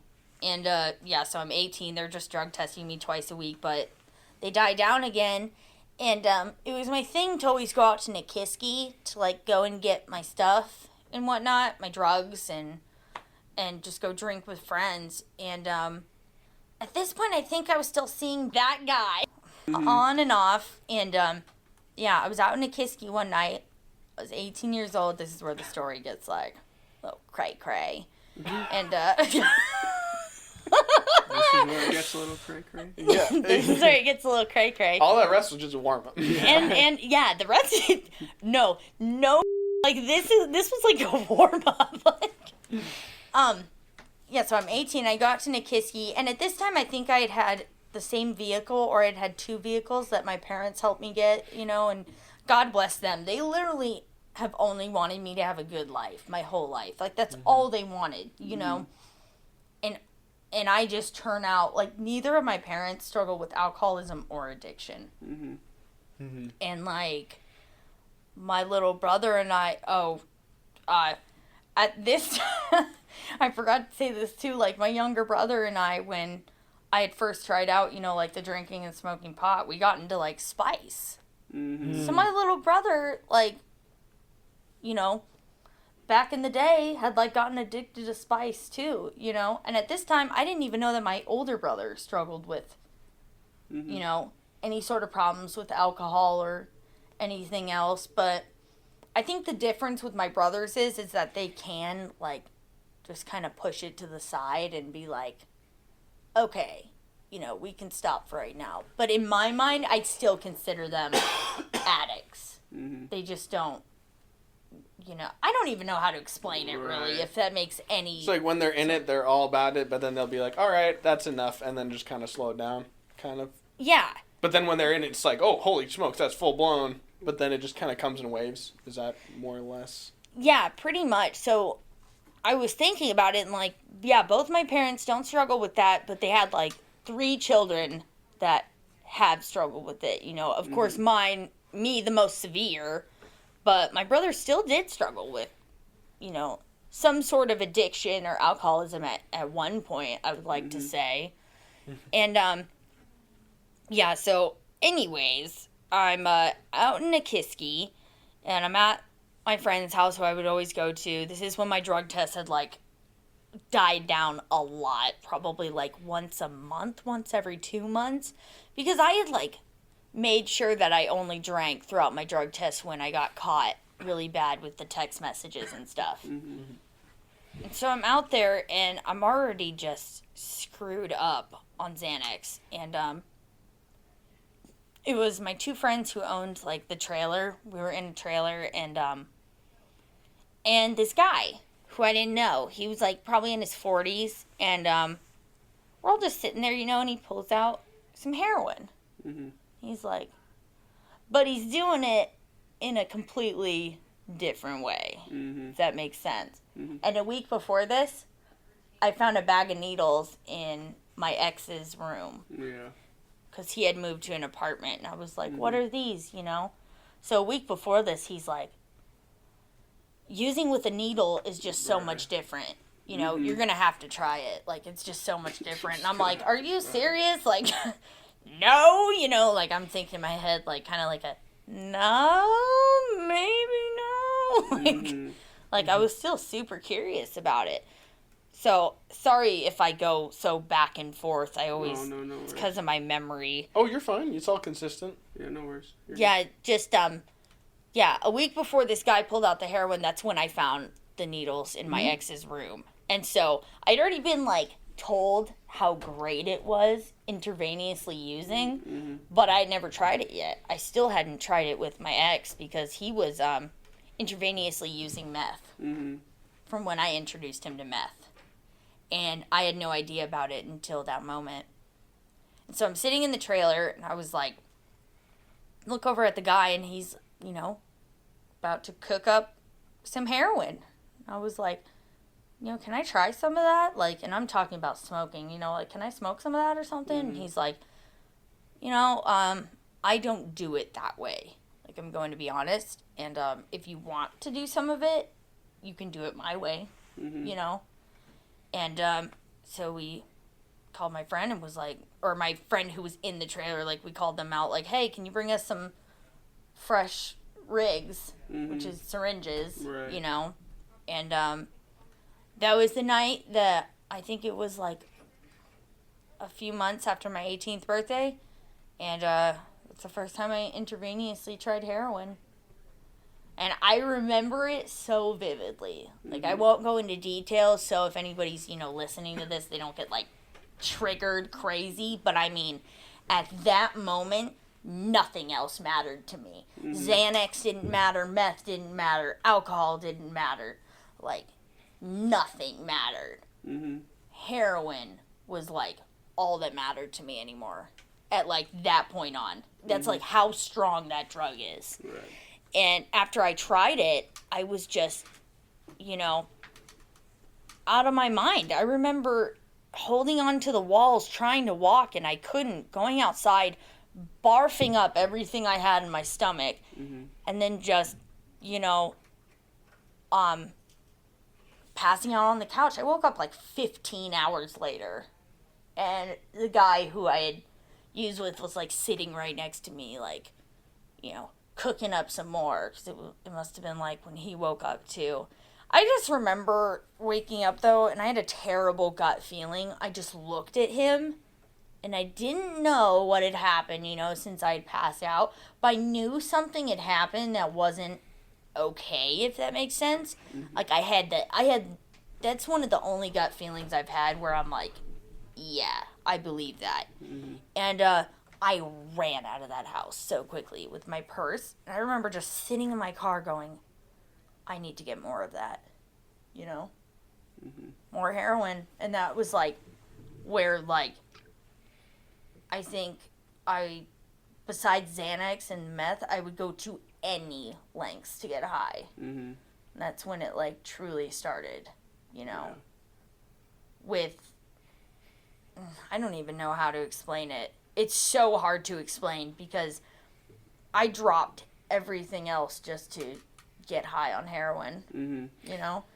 we've seen it from the scientific standpoint that it basically takes over the reward centers of your brain in such a way that the only thing that you desire is more heroin. Mm-hmm. I mean, food, shelter, all that just gets put to the side. The main priority is that, and we've heard people living under tents or under tarp in like their parents' property just because it gets to that point. It sounds like you're going through the beginning of that too, right where you're at. If nothing else really matters, I just want to have that feeling again, because all throughout listening to your story, it sounds like there's this kind of desire for the most comprehensive comfort, if that makes sense. Like, yes, you're mixing these different drugs and trying to figure out how to not have to feel bad feelings because you had a lot of anxiety and a lot of struggles kind of in that you're looking, if that's accurate. I don't know yeah, how definitely. You saw it. Yeah.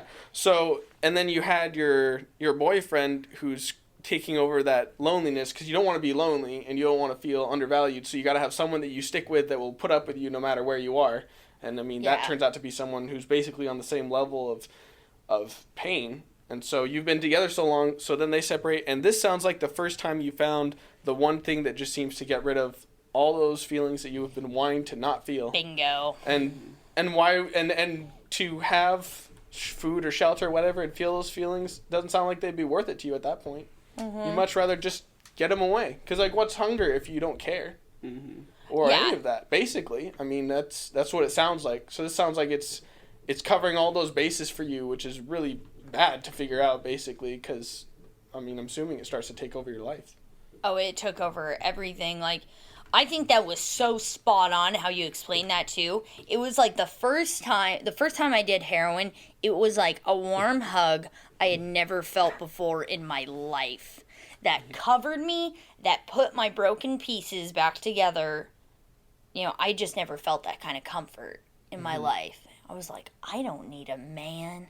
I don't need my family. I don't freaking need meth or Xanax or booze anymore.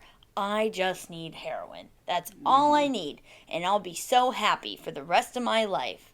Yeah, it's like it loved you, like in ways that you couldn't find in your life. I mean, at that point, especially.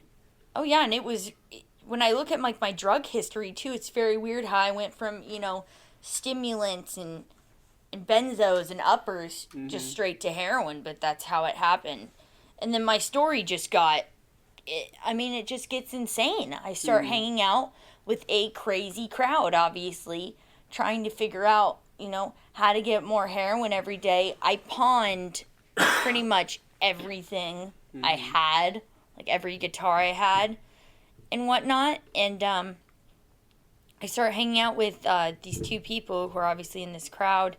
And they asked to, like, come over to my dad's house once because I was still living at my dad's, and they robbed him, like, pretty badly, like, severely. And so that ended up being just a whole fiasco, you know. Obviously, they had my mom had found, like, a needle and a spoon and stuff in my car before that, but that's when they really knew, like, she is strung out. Mm-hmm. And so that was a whole fiasco in itself of just, like, them robbing my house, and then I have no trust at that point. And I'm seeing a counselor at this point, and he suggests, like, hey, maybe we should find out of state somewhere for you to go to treatment, you know? And so he finds this place in California, and I end up going there. And I went there 3 separate times within, like, I'd like to say, you know, about a year. Like, I would stay sober for about, like, 3.5 months. I would go out on the streets of California, be shooting up in an alleyway with somebody who I had just met. Like, getting high. And then I would go back into their residential, go back into their sober living, relapse again. You know? Go back in. All of us women ended up getting kicked out the 3rd time I was in there because we all went to a strip club because I decided that'd be fun. But because of that, somebody who I'd gotten close to, you know, that whole time I was in there, it was almost a span of a year, probably like 10 months, in and out of there for about 10 months, so close to a year. I was close. And because of being kicked out, one of my friends, after a week after I had gotten back to Alaska here, and I started using instantly, of course, again, because that third time I was using in the sober living. Like, I was using in the sober living bathroom, sitting there shooting up dope I had just gotten from this random guy at Walgreens or something. Like, it had taken over everything. Did you notice any kind of a pattern while you were there? I mean, you went those 3 separate times, but was there any kind of a buildup or kind of feeling or something that warned you that you were going to relapse soon? Or did you notice any kind of familiar things? Yeah, definitely. Just the obsession to use. It was just always there. Like, I wasn't working the steps either. Like, there's the steps in a program that's anonymous that I can't really say, but but I'm sure we all know what, the steps are. And I would do the first 3, and then I would just stop. Yeah. I would never do my 4th step. And that's what brought me out Because that's every an single important time. step. What's the 4th step? I think the 4th step is Oh, a moral inventory, isn't it? Yeah, made a searching and fearless moral inventory of Yeah. ourselves. That seems to usually be the tough one. And that's a tough one for everybody, you know what I mean? yeah. Because that's a lot of... Especially if you have a lot of guilt. Yeah, a lot. It's Why a would you lot wanna of face that? reflection. And so, like, if you have to see some of these things that you're not so proud of and in a very honest light, and not like, oh, well, this is why I did this, so it's okay. But, like, you're like, oh, and here's what I did, and let that settle on me. Yeah. Like, that's tough, dude. That's I would imagine, I don't know, I've never done the steps, but, like, one of the hardest, that's hard for anybody. Any human being that doesn't necessarily have, like, a lot of shame or guilt, but just, like, that exists for a long enough time that, like, like, that's going to be a tough one to look yourself in the mirror and, like, really dissect all the nasty stuff you've done over the last Especially if 7 years. I'm sorry. No, Especially if you need the steps. It's going to be Yeah. even worse, because if you're at that point, odds are there's some things that you really regret. Otherwise, you probably wouldn't be doing the steps, because bad enough things haven't happened yet. Not that always is the way that it goes, but usually there's some kind of rock bottom of some kind that people get to. And yeah, so I can see why that would be a step that you're like... Right. And so now that you've worked through all the steps, what was it like to actually, like, that 4th step especially, to actually, like, get through that and, like, get to move on? Like, what was that feeling? It's freeing. I mean, honestly, because, you make a searching and fearless moral inventory of yourself, and then step 5 is they're connected, you admit to God, to yourself, and another human being the exact nature of your wrongs. So you tell another person and God, like, those things on that 4th step you've done. And this last one I did, there was some stuff where I was like, I don't want to talk about this, A lot of sexual assault, a lot of rape, a lot of, heartache, and just these wrongs I had done to people. I mean, I was, stealing and doing all kinds of other stuff I had to do to just get what I needed. And I'll get into that, but, like, with... Also, I was a prostitute at the end of my addiction, and I was stealing from my parents, and I was homeless, and, it declined so much. Like, if somebody thinks they're at a rock bottom and they're like, oh, this couldn't get any worse. Oh, it gets worse. You just don't have the imagination for it. I thought shooting up with a random person in a California alleyway was, like, my rock bottom. No, not even close. It's like... it can always get worse. Right. And after I'd gotten home, a week later, one of the girls who I'd gotten super close to for that 10 months, she overdosed. And she died. Right. And that destroyed me. Because I was the one who thought of us going to, like, this strip club, and having, like, a good time. And, yeah, she ended up dying from, like, a choice I had suggested that we all decided to do, but still I had to work through that a lot too. Right. And that was definitely on my 4th step as well, Yeah. Like, there's just a lot of things that go on to the 4th step. And of course after that I'm off and running too. It's just stack guilt upon guilt. I mean, you got these different situations that keep building up, and yeah, that makes sense that you Because you're just making more feelings that you want to escape. Yeah. Like, right? I mean... Oh, yeah. Mm-hmm. After I'd gotten... Creating fuel for the fire. Pretty much. Pretty much, dude. Oh, that's so funny. Yeah. Yeah, at this point, I was 19. I had already spent, like, Christmas, New Year's, and my birthday in treatment. Mm-hmm. And that... In jail. Yeah, in jail before that. The yeah. year I'd spent Christmas, New Year's, and in jail. So then this year I'd spent, Christmas, New Year's, my birthday in treatment. So this is like the pattern that starts to happen. Like a major pattern I'm seeing. But I get back here to Alaska and I'm just off and running. And I'm living with a drug dealer, you know, who I claim is like my boyfriend and I love him. But really on the side I'm going and like sleeping with other people to like get what I need, you know, whether it's like money or just like something from them because I was so selfish. And we're like, you know, that's when I started using pretty severely. At this point, too, the health problems are just getting pretty severe. I don't have veins left in my arms anymore. Because they're just, my hands are always, they're actually pretty decent right now. They're always like beet red because I just don't have circulation. And so when I go to get blood drawn, it's like the biggest fiasco ever. Like it's just, you know, it's a mess. But it ends up working somehow because I've been sober for a while now, they're, you know, things are starting to work again. That's actually really cool. Yeah. Which is awesome. Like, most of them are not going to come back because they're completely collapsed. But, like, there is circulation going on now to some point, which is, like, really refreshing for me to know. Oh, yeah. I can imagine feeling like you screwed up things permanently would just... I don't like that feeling at all. Like, permanent damage always just freaks me out, kind of. Like, so just hearing that there's growth must be super... That must feel great. Like, oh, yeah. Because at this point, it was so difficult for me to we call it like hitting yourself, you know, like finding an actual vein. Right. So I started having people help me do it in my neck because that's like, and I'm 19 at this point, so I'm already at the point where I'm having to do it in my neck, you know, because I'm losing all my veins and I'm having to like start looking at my feet and stuff. And it gets so severe again. Like, I've pawned everything I own. I'm living with this boyfriend in this trailer that is just pretty gnarly.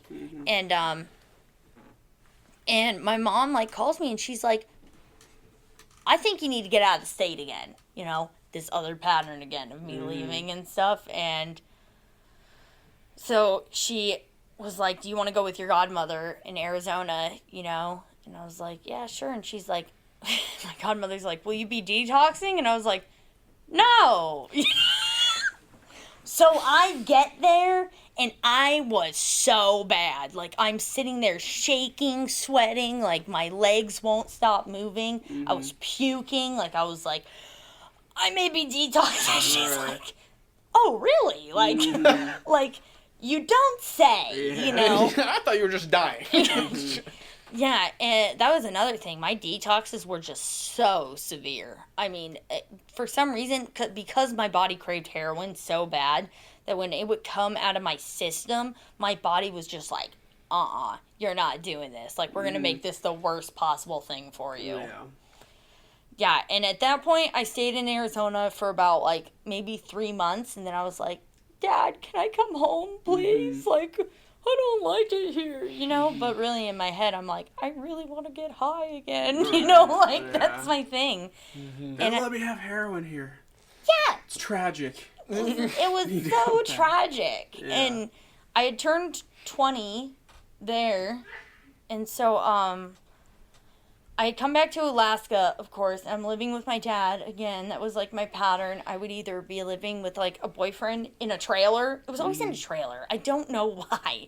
But or I would like go to my dad's house and be like, Dad, I'm just gonna stay here again, you know, like be in my room.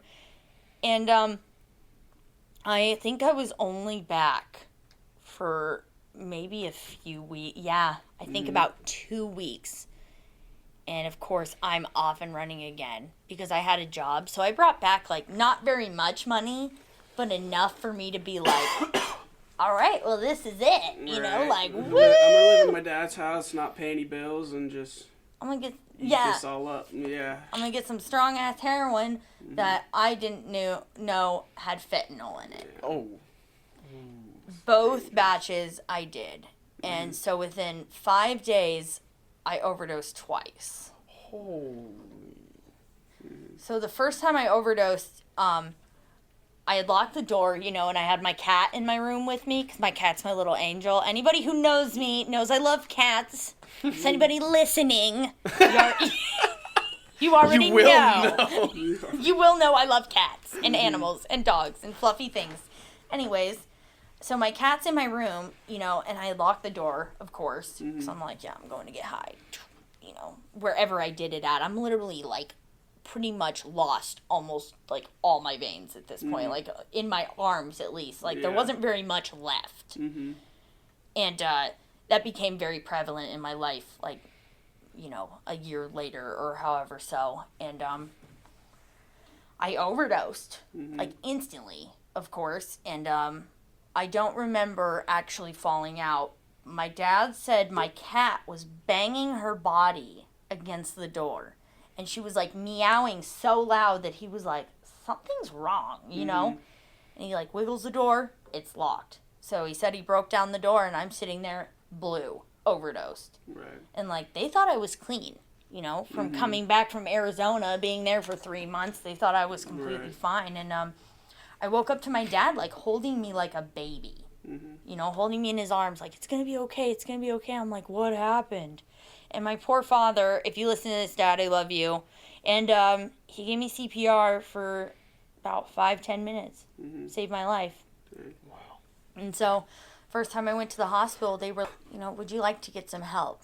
I was like, I think I'm going to go home and I'm going to, you know, I'll detox and I'll see what happens. But truly, in my mind, I was like, I'm going to get high again. Yeah. I don't care if this happened. I'm going to get high again. There's just, nothing's going to stop me. Right. And this was about 4 days later. I got another batch of heroin that had fentanyl in it. And I overdosed again. And I was alone at my house, my dad's house. And my younger brother, my dad was like, hey, you should go, this is like a total God thing. He was like, you should go and check on Kayla because nobody's at the house and, you know, she just overdosed a few days ago. Crazy how that worked. Right. And so my brother goes to the house, and he's got his friend with him, too. Like, he's not just alone. He, like, brought his friend with him. He breaks down the door, and I am, like, almost dead. Like, this time it was way worse. Like, I was almost dead. There was, like, barely a pulse going on with me. And they had to give me equivalent to 4 of the nasal sprays, a shot of Narcan into my leg. Right. Because I was just gone. And when I woke up, I was even more disoriented and I had no idea what had happened. And my mom was a nurse at the hospital at this time for like 23 years. And the head of the hospital, the nurse, he got me as an emergency admit into Serenity House. Nice. And that was the first time I went into Serenity House. I know, right? I'm like, rock on! And I mean, it was one of the, honestly, you know, going out of state and going to treatment was great, but, like, if I would have just known how much Serenity House was going to help me and save my life, I would have just stayed here. Right. Do you know what I mean? Yeah. But my insurance wouldn't cover Serenity House, and so when we found somewhere out of state that was, like, this fancy, schmancy place, you know, like, my insurance would cover, I was like, heck yeah, you know, in California, like, I'll go, bye, guys, and, like... And so I go into Serenity House the first time, and I learned some, of course, incredible things, like I always did when I went to treatment. This was the fourth time I went to treatment. And I stayed sober again for 3.5 months. And that was it. Like, I completed the inpatient, went to the sober living, and I decided I'm going to go move in with one of my friends who I met in treatment. And they were staying clean, but I decided... since I was going to be living there and had my own room and my own things and stuff, I was not going to stay clean. I think I stayed clean for about 2 weeks, and then I started shooting up and getting high again. and drinking, you know, doing whatever I was doing. I was always mixing things. Right. Xanax would still come into play a lot too, because I loved mixing heroin and Xanax, and then also, you know, taking a shot of booze on top of that. Like that, I was like pretty much wanting to just kill myself. I mean, when I think about the mixture of things I was doing, it was a cocktail for death. Yeah. And so I'm staying at this friend's house, and everybody figured that I was getting high again, because so what would happen was, since I had really no veins in my arms, I was using my hands at this point. So it was very obvious that I was shooting up, because people would see my hands and they'd just be scarred over, and like it was awful. It just looked so bad. And of course I get kicked out of my friend's house, and I'm like, Dad, you know, I'll be good. Just please help me. Like help me. Like I'll come back to the house. Like he doesn't know I'm getting high at this point, you know? So I don't want anybody who's listening to think like my dad enabled me, because most of the time I was a good liar. I'm still clean, you know? I just got out of treatment. What do you think? Of course I'm clean, you know? And I moved back into my dad's house, and this is when like got real. Because I don't have a job, I literally have only had one job at this point, and it was at the Aspen Hotel. I ended up quitting after like 4 or 5 months because they gave me an intervention. They didn't fire me. How dare you care about me? They literally wanted to help me. Like, they gave me an intervention to help me, and I ended up quitting. Like, a week or two later. Like, I was like, you ain't gonna tell me I have to stop, you know? I'm sitting there nodding out at my desk. You don't have to tell me I have to stop, you know? It was, like, awful. So I've only had one job at this point in my life. I'm 20 years old, you know? And living at my dad's, and I start going, okay, I really need to, like, figure something out on how to make some quick cash. I'm gonna sell dope. Well, close. That happens later, but I go to my dad's room, and I'm like, here's some old checks he signed. I look at his signature. I was like, I can copy his signature. I started doing fraudulent checks. Nice. That were my dad's. It was just awful. I mean, the amends that I had to make, you know, from this decision I made and the consequences I had, you know, thank God I had those. Right. But for a month, I was getting away with doing these fraudulent checks, you know, because at this point, my tolerance was pretty severe. It was about like a gram a day, sometimes half a gram a day, like, and this was just like at this point where I could afford like what I needed. And yeah, and of course I'm just hanging out with like, you know, people who use like I did. Like, I wasn't going to hang out with people who didn't, you know, bang dope or steal or who weren't going to help fuel my habit as much as I would theirs. Right. And I get a call one day, you know, you're in deep. We know that my dad's like, we know you stole my checks. Like, I just got a call from the bank. You know, added up to like $1,800, almost $2,000 just in a month. Because I think I was doing like I would try to do like little amounts, then I would go to like 100 a day, 200. Like, I was trying to make it look like it wasn't gonna, but I got caught. And my dad was like, you need to get the F out. You know, like, I'm not gonna enable you. And so I'm kicked out of his house, and I start living with my friend who has no electricity, no running water, you know, and I still have like my little minivan, but like, you know, I would stay in my van when I had to, but my dad had kicked me out because, you know, he finds out I'm doing the fraudulent checks, and Wells Fargo wanted to charge me for every single check. There was 28 of them. So yeah, it was like one every day for a month. And yeah, I'm not a very good criminal. That's just that's prevalent for sure, especially when I'm like confessing my the things I've done and stuff like that. But yeah, so this happened, and I either start staying in my van, I had a minivan, or I would stay with my friend who had no electricity or water. And at this point, this man who I had actually went to treatment in Serenity House with, the first time I went there, he had relapsed too, and he said, "Hey, you know, you want to come over and get high, hang out?" And I was like, "Yeah." And at this point, the people who owned the trailer weren't there, you know. And when they got back, an odd situation occurred, but this is how I ended up living in the trailer, being with somebody who was literally 30 years older than me. And so the guy who I was staying with and like kind of seeing, you know, the people had gotten back, were living in that trailer. And he decided, "Hey, so I'm going to pack up my stuff and you can stay here if you want, you know, but I'm going to leave." I was like, "What?" You know, and like I kind of went to bed and I'm like, okay, hopefully he'll think of it. I woke up in the morning in that trailer and he was gone, you know, but it wasn't to hurt me. It was because the person who owned the trailer was like, "I know you're," you know, he had like stolen this guy's guns and sold them. We both did. Like I was totally involved in that, you know, and yeah, so he ends up getting kicked out. Like I wasn't the one who sold them, but I was definitely involved. Like I definitely wanted it to happen. Like I was like, yeah, so we can have money or we can just trade them for dope. Right.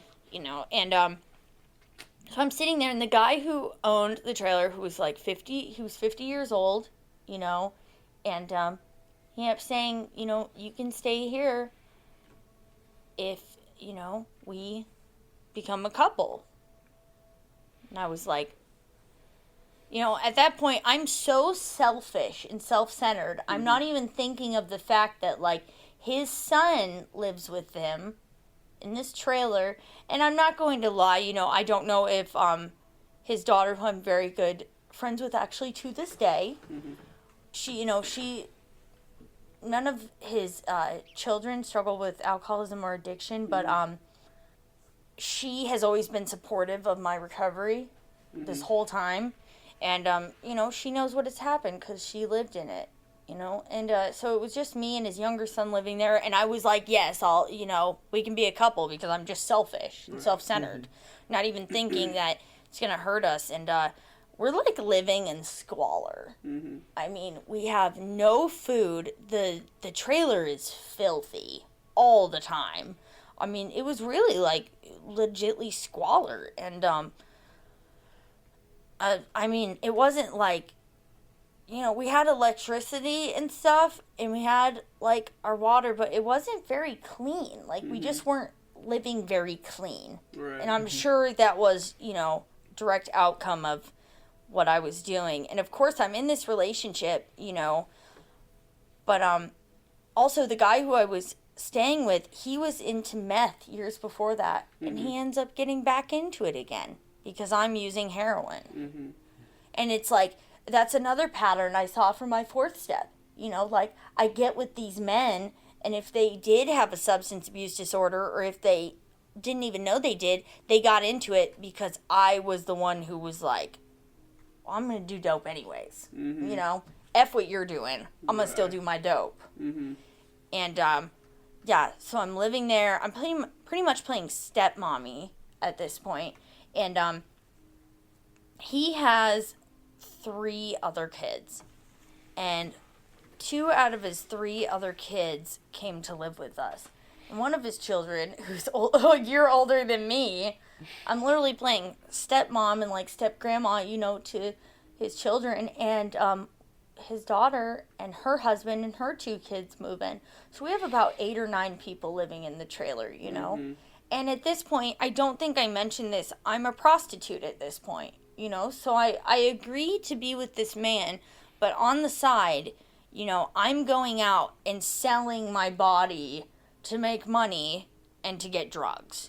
You know, I would sell videos and pictures of myself on the internet to make money, and, you know, I would do all that. And because I was doing the prostitution, and because me and the man I was staying with would fight all the time too, you know, he would like say, you know, get out sometimes, or like I would just be like, I'm leaving, you know. And because I was doing the prostitution and stuff, I would just go and stay in my car. And like I was actually used to that, you know, because when my dad kicked me out, instead of being in like, a home that had no electricity and no water, when I did get kicked out, I would just live in my car. And I'm pretty sure it was winter at that time. And because, when also his daughter found his needles once, and they actually weren't mine. They were his, but she ended up kicking me out, and of course I was using at that time too. But I ended up, just going to my car, and then eventually I just stayed in that house that had, never mind. At the time, it actually did have the electricity and water. But yeah, I'm doing this prostitution, and then just everything is just out of control. I mean, I'm a prostitute, and then I end up getting with another guy while I'm with this other guy. And I'm trying to, keep the lives separated. I'm living these two lives, the one where I'm at the trailer, or I choose to go out and be homeless and stay in my car because I'm literally having to go out there in a survival mechanism and make money for my dope and stuff. And I'm with this other guy, who is out here supporting my habit too, And I'm doing my Facebook hustle also with the pictures and video. And my life was just a mess. I mean, selling dope, a prostitute, still stealing when I have to, it was chaos. I don't even know how to explain how chaotic it was. And at this point, my habit is just so severe. And also at this point, I don't think I mentioned it. Shout out to Care Transitions. I think at this point I had already been there, because I've been there a total of 6 times to Care Transitions. And at this point I had gone there, I'd like to say about 3 times, maybe. And at some points I actually would stay there, for 6 days, 7 days. I'd be close to getting over the detox, and I'd go back out and I'd get high, almost overdose, like that. And I go back to the trailer, because me and the guy who I was with, we had a terrible toxic relationship again. That's what I went for. I just went for these terrible toxic relationships, but I also played into them. I don't want to ever make it sound like it was just the man. It was, me as well. And since I'm bisexual too, doing this prostitution as well, I'm not just getting with men, but I'm getting with women or couples, drug dealer couples. And there's also no protection, so I'm not gonna lie, I'm very lucky that I don't have lifelong AIDS. Diseases. Yes. Yeah. No, I'm lucky I don't have AIDS. Seriously. I was sleeping with, some days I would sleep with multiple people that day just to get what I needed, men and women. Yeah. And the sex wasn't even enjoyable to me because I was on heroin, and it makes your sex, for some people it makes your sex drive completely go away, and for me that's the case. So I'm literally having unenjoyable sex with multiple people a day just to fuel my habit while I'm dating 2 other people on the side. My life is a mess at this point. Your life is a giant scheme to get dope. Yeah. Yes, and I'm trying to also sell dope on the side, and I end up owing somebody $700 because I use everything I had. Yeah. My habit at this point too was 2 grams a day. I was gonna say that, but that's not accurate. It was 2 grams a day, and so I'm having to really make money to get what I need. So sleeping with the multiple people a day, it was just on the regular. And one day, I am left with just $20, and some days this would happen, where I'd have no money, or I'd just have $20, and I'd be like, oh my gosh, I'm so sick. And I would get so sick, and I would hallucinate. And my thing also was, I would take, muscle relaxers, multiple muscle relaxers, just so I could feel okay. Then somebody would call me, hey, you can come get well, that would be the occasional thing. I'd go do heroin, and I'd be driving, hallucinating. This was a regular thing for me because I was already going, psychotic. And one time, I thought my whole family was in the car. I mean, it's really funny to me now. It is kind of, but like, it's also really sad. Because I'm sitting there, I think, because I'm so lonely and internally, I'm super alone. I thought my whole family was in the car, and I turned around, shut the F up, Cody! Shut the F up, Matt! Those are my brothers. If you guys listen to this, yes, I thought you were in the car once. We can edit out those names if you want. Oh, that's okay. Okay. They know, and they know my insanity. And this was a regular thing for me, talking to myself, hallucinating while I'm driving, sitting there driving, hallucinating, like, shut up, shut up, please, just shut up, like, talking to people in my car. I'd have a lucid moment and be like, there's nobody in here. Then I'd snap back into psychosis and go, please, everybody stop talking to me. And I'm alone in my car. No radio on, no nothing. I'm sitting there alone, thinking that I have a whole gangle of people talking to me. And at this point, with, everything I'm doing that I've explained, of course, my life is just chaotic. And this is the middle of winter, and I have $20. And of course, at this point, everything had happened. I had been homeless. I'm selling my body. I was always hungry. I lost 70 pounds from just when I had went to Serenity House. This was about a year later. I think I was 21 at this point. Yes. And I was driving out to Nikiski. I had $20. I was like, I need to get well. And I was just out of my mind sick. Not out of my mind high. I was sick as can be. And driving, and I remember on the radio they said this is the worst day of winter. Only drive if you have to.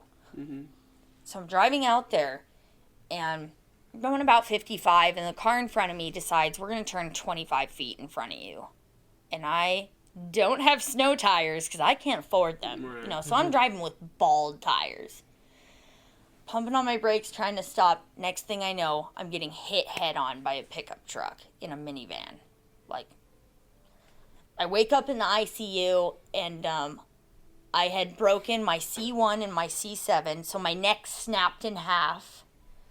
And so they had no idea how I was not paralyzed or dead. Yeah. I mean, like, those were literally, when somebody snaps their neck like that, they say there's only, like, usually 2 things that can happen. You're paralyzed from the neck down, or you die. Yeah. And they were like, we really don't know how either of those didn't happen. Right.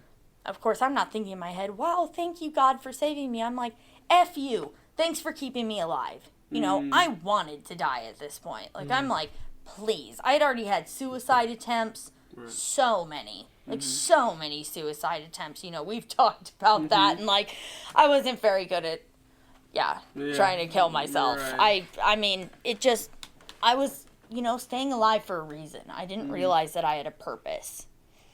And so I'm in the ICU.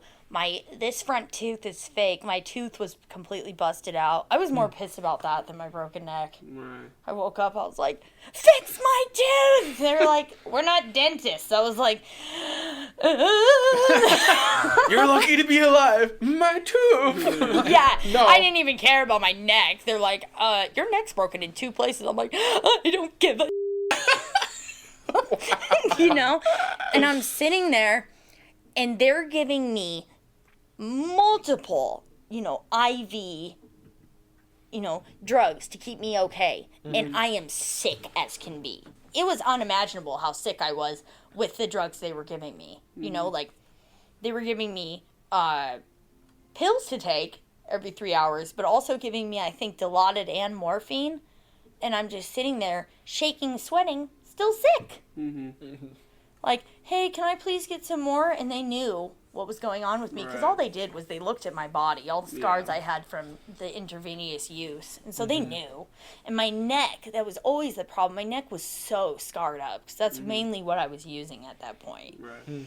And my feet and hand, and actually not my hands because they were shot out, but tried to in my arms. I would for hours, and it just never really would work.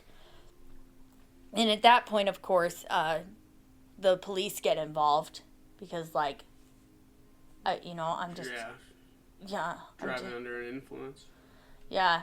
Well, I was actually detoxing, but because it was still in my system, they take your blood and look at it and whatnot, and I won't get too into that because I don't want to incriminate myself because that would be bad, but yeah, I wasn't under the influence at that time, but I definitely still had it in my system, I'm sure, because my tolerance was just out of this world ridiculous. And so then I go into the bathroom. This is how out of my mind I was. I mean, I had a catheter and I was like, take it out. I want to go into that bathroom. They knew exactly why I wanted to go in that bathroom. And when I tried to use, it got stuck in my PICC line. And so they had to take my whole PICC line out. They're like, what can we do? Like, you need to get help. Like, this is just out of control. And so at this point, this is the 4th time I'm going to the detox center. So they take me. Katie picks me up. Yeah, Katie, I'm calling you out. I love you. I love her. And she takes me to the detox center. Actually, it might have been Deborah. Oh, well, I love them both. Anyways. And they take me over there, and I'm literally in a neck brace, and they're telling me, like, you can't move. Like, you need to lay down. You need to not move. Because, like, you're screwed. You're effed up right now. Yeah. And I stayed there for 4 hours. They even brought like a rolling TV into my room. I'm laying on the bed, and I walked out with a broken neck. I had no shoes either. Nice. No shoes. Just walked out of the detox center with my broken neck, with a neck brace on, no shoes. I was 125 pounds at that point. I'm definitely not that now. I gained a lot of weight in recovery, which happens, everybody. It happens to everybody, and it's okay. It's so okay. I've seen people go out and relapse over that, and it's like, it's totally okay to gain weight in recovery. Like, you can deal with it later, get yourself healthy. Like, I have almost relapsed on that before in the past, and it's just not worth it, just love yourself enough and to. I think that's like one of the things too, where like they talk about how conniving of a disease addiction is, you know what I mean? 'Cause it's like, there are other ways to, like, if you feel like your weight's your problem, you know what I mean? That, like, when most people, like, consider, like, their weight being an issue, like, like, one of the first thoughts is, like, I need to eat healthier, or I need to work out, you know what I mean? And then, like, the addict says, I just need to do dope. That'll help my weight problem. You know what I mean? Yes. Because you're thinking with, like, an addicted mind, you know what I mean? You're not thinking as, like, quote-unquote normal, you know what I mean? Like, most normal people, they see their weight, and they're like, okay, I need to do these things. The addict says, I need to use dope. That's going to fix my weight problem. Yeah. Plus, I mean, even if you did trade it and get it back, you trash your life? Like, there's no reason. Like, there's so many other things that go wrong once you're there that there's no way it's worth it. You won't get to enjoy it because you'll probably die. Yeah. I mean, one rogue fentanyl dose and it's all over if someone doesn't find you, more or less. So even if you were looking at purely from a price perspective, it's not worth your life. I mean. Yeah. It's not at all. From this, like, day and from, everything else in my past, I don't know how I'm alive. But now I do know, and it's God. God kept me alive this whole time, and there's a reason for it. I may not know it yet, but I'm starting to get the hint because, like, he wants me to be of service to other people. Right. So at this point, I leave detox. I have a neck brace on. I have no shoes on. I'm just, like, a mess. I'm skinny as can be because I don't eat. Right. Like, the man I'm with, his whole family's staying with us. And one time, after I had left, I walked into Tesoro and he picks me up, and of course I go back to the trailer. I can't even bathe myself at this point. Right. But of course, I'm trying to use I have a broken neck, to my advantage, so people will give me dope. Yeah. Right. I'm still doing prostitution at this point, too. I'm going to do tricks with a neck brace on. I'm sorry, but think about how funny that is. I'm sorry. It's hilarious. You ever been with a girl with a neck brace on? Dude, I just feel like that's something you ever see on, like, one you of ever those... had this?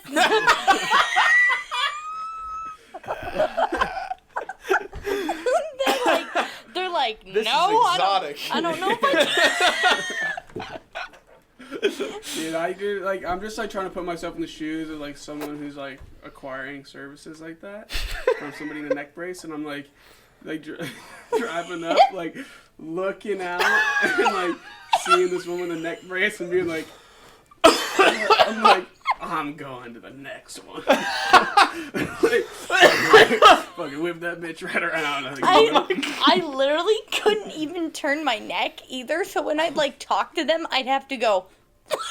turn my whole body. It was so bad, and like this is It's the like freaking those- insanity of addiction. Like this Mm-hmm. is just it to the core. Like it's just so it's unbelievable. Yeah. I literally can't even bathe myself too. I'm having to have other people help me bathe and do all these things, and yeah, the whole family, they moved in at one point, you know, after after I'd healed a little bit better. And, because of my injury too, my use got even worse. I don't even know how it could have, but I started using even more, you know, more heroin and using booze to, you know, numb my pain too. Because at this point, I've turned 21. So I'm like, I can go and buy wine. I can go and buy some hard liquor. You know, I can go to the bar now. Like I'm gonna party it up. Like Can't take trying a to shower, be- but I'm gonna go to the bar. But I mean, that's where it's at, right? Yeah, because after about 3 months, I never went to physical therapy. I never went to the doctor. I never went to any sort of like pain specialist. I went to 2 different doctors trying to get help. I even begged one of them, just please put me on Suboxone, anything. I don't want to do this anymore. And he said no. He's like, you're an addict, you know, like I don't want to. I know your mother, and I worked with her a long time, but she doesn't. At this point, my mom was living in Anchorage for a few years, you know, so my mom, who's a nurse, who has detoxed me on her couch many times, she wasn't, you know, around anymore. And my dad, he is a slope worker, so, you know, like I'm pretty much like I'm on my own right now, you know, but it's not their fault. They just don't want to enable me at this point. And my contact with my brothers was very skim, you know, and especially my younger brother. But so at this point, 3 months after I broke my neck, I take my neck brace off, you know, and I'm just kind of doing it like literally on my own.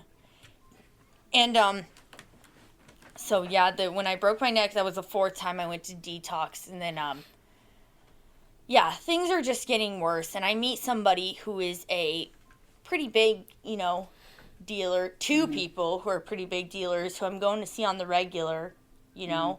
I leave the guy I'm staying with, I leave his house, and I go and stay with this couple who are drug dealers, and I'm sleeping with them, and you know, pretty much using them for dope. And then I meet another big drug dealer. That was like my thing. Anybody who had the big time label or the big time dope, I was going to go with them. I was going to go sleep with them or stay with them to get what I needed, because all I was selfish, self-centered.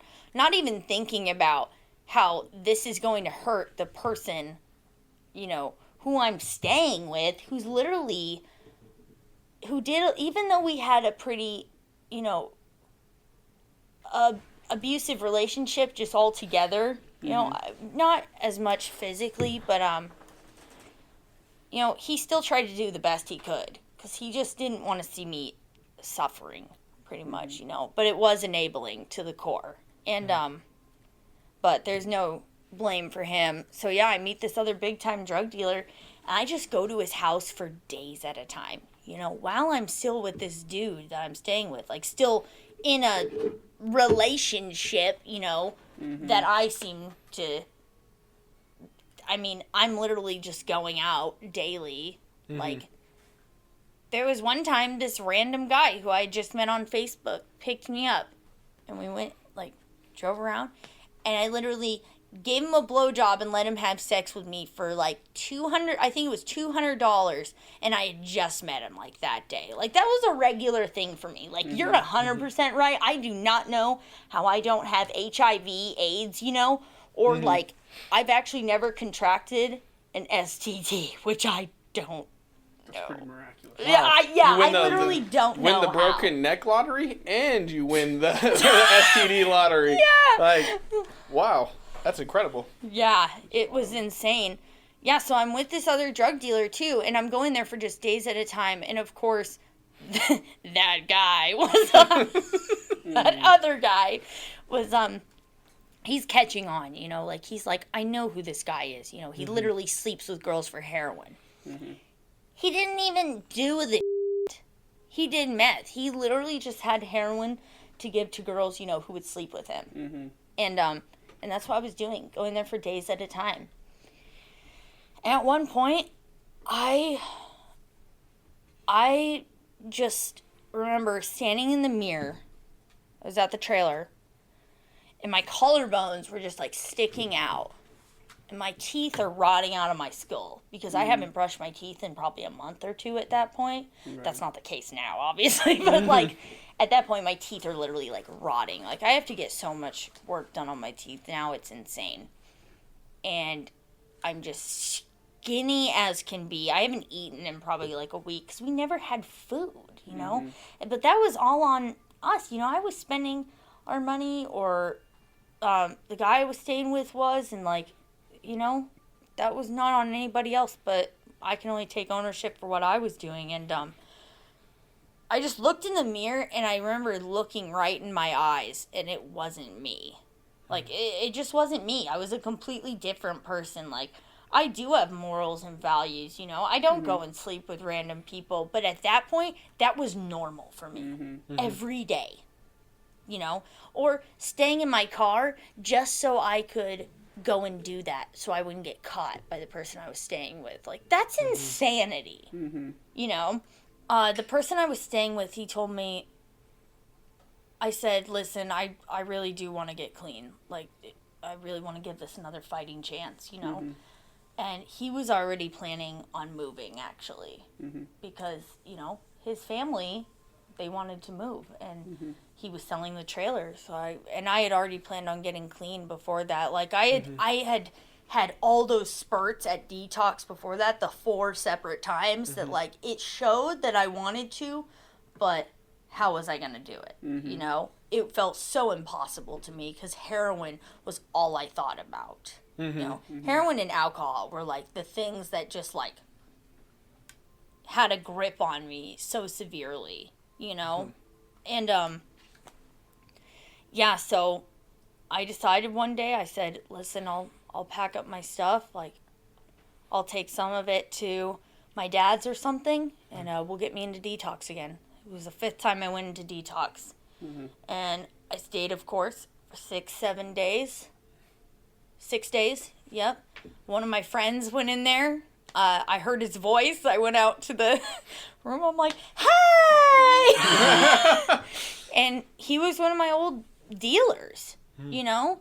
But he's still clean, too, with me to this day. It's just amazing. You know, recovery is so possible, but I stayed clean for 6 days, and I said, you know what? Give me my phone. Give me my They literally would, at this point, you know, since I'd been there so many times, and I was one of the first people who went there the first 5 days they were open.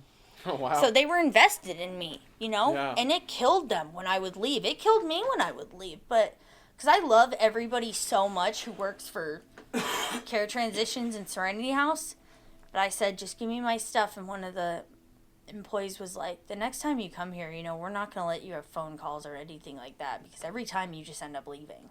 And when she said the next time you come here, you know, that's when I was like, why do they keep letting me come back? You know, I didn't get it. I was like, why do they believe in me so much? Like, stop. Just let me die. Let me die in peace. I'm done living like this. I'm so over it. And I went into, like, the waiting room, and I was already texting, like, one of my dealers, because I had multiple of them, and I was texting one of them, and I'm like, hey, I'm coming to get some stuff, you know? I had, like, $15 that I left with. Mm-hmm. But I worked something up, you know.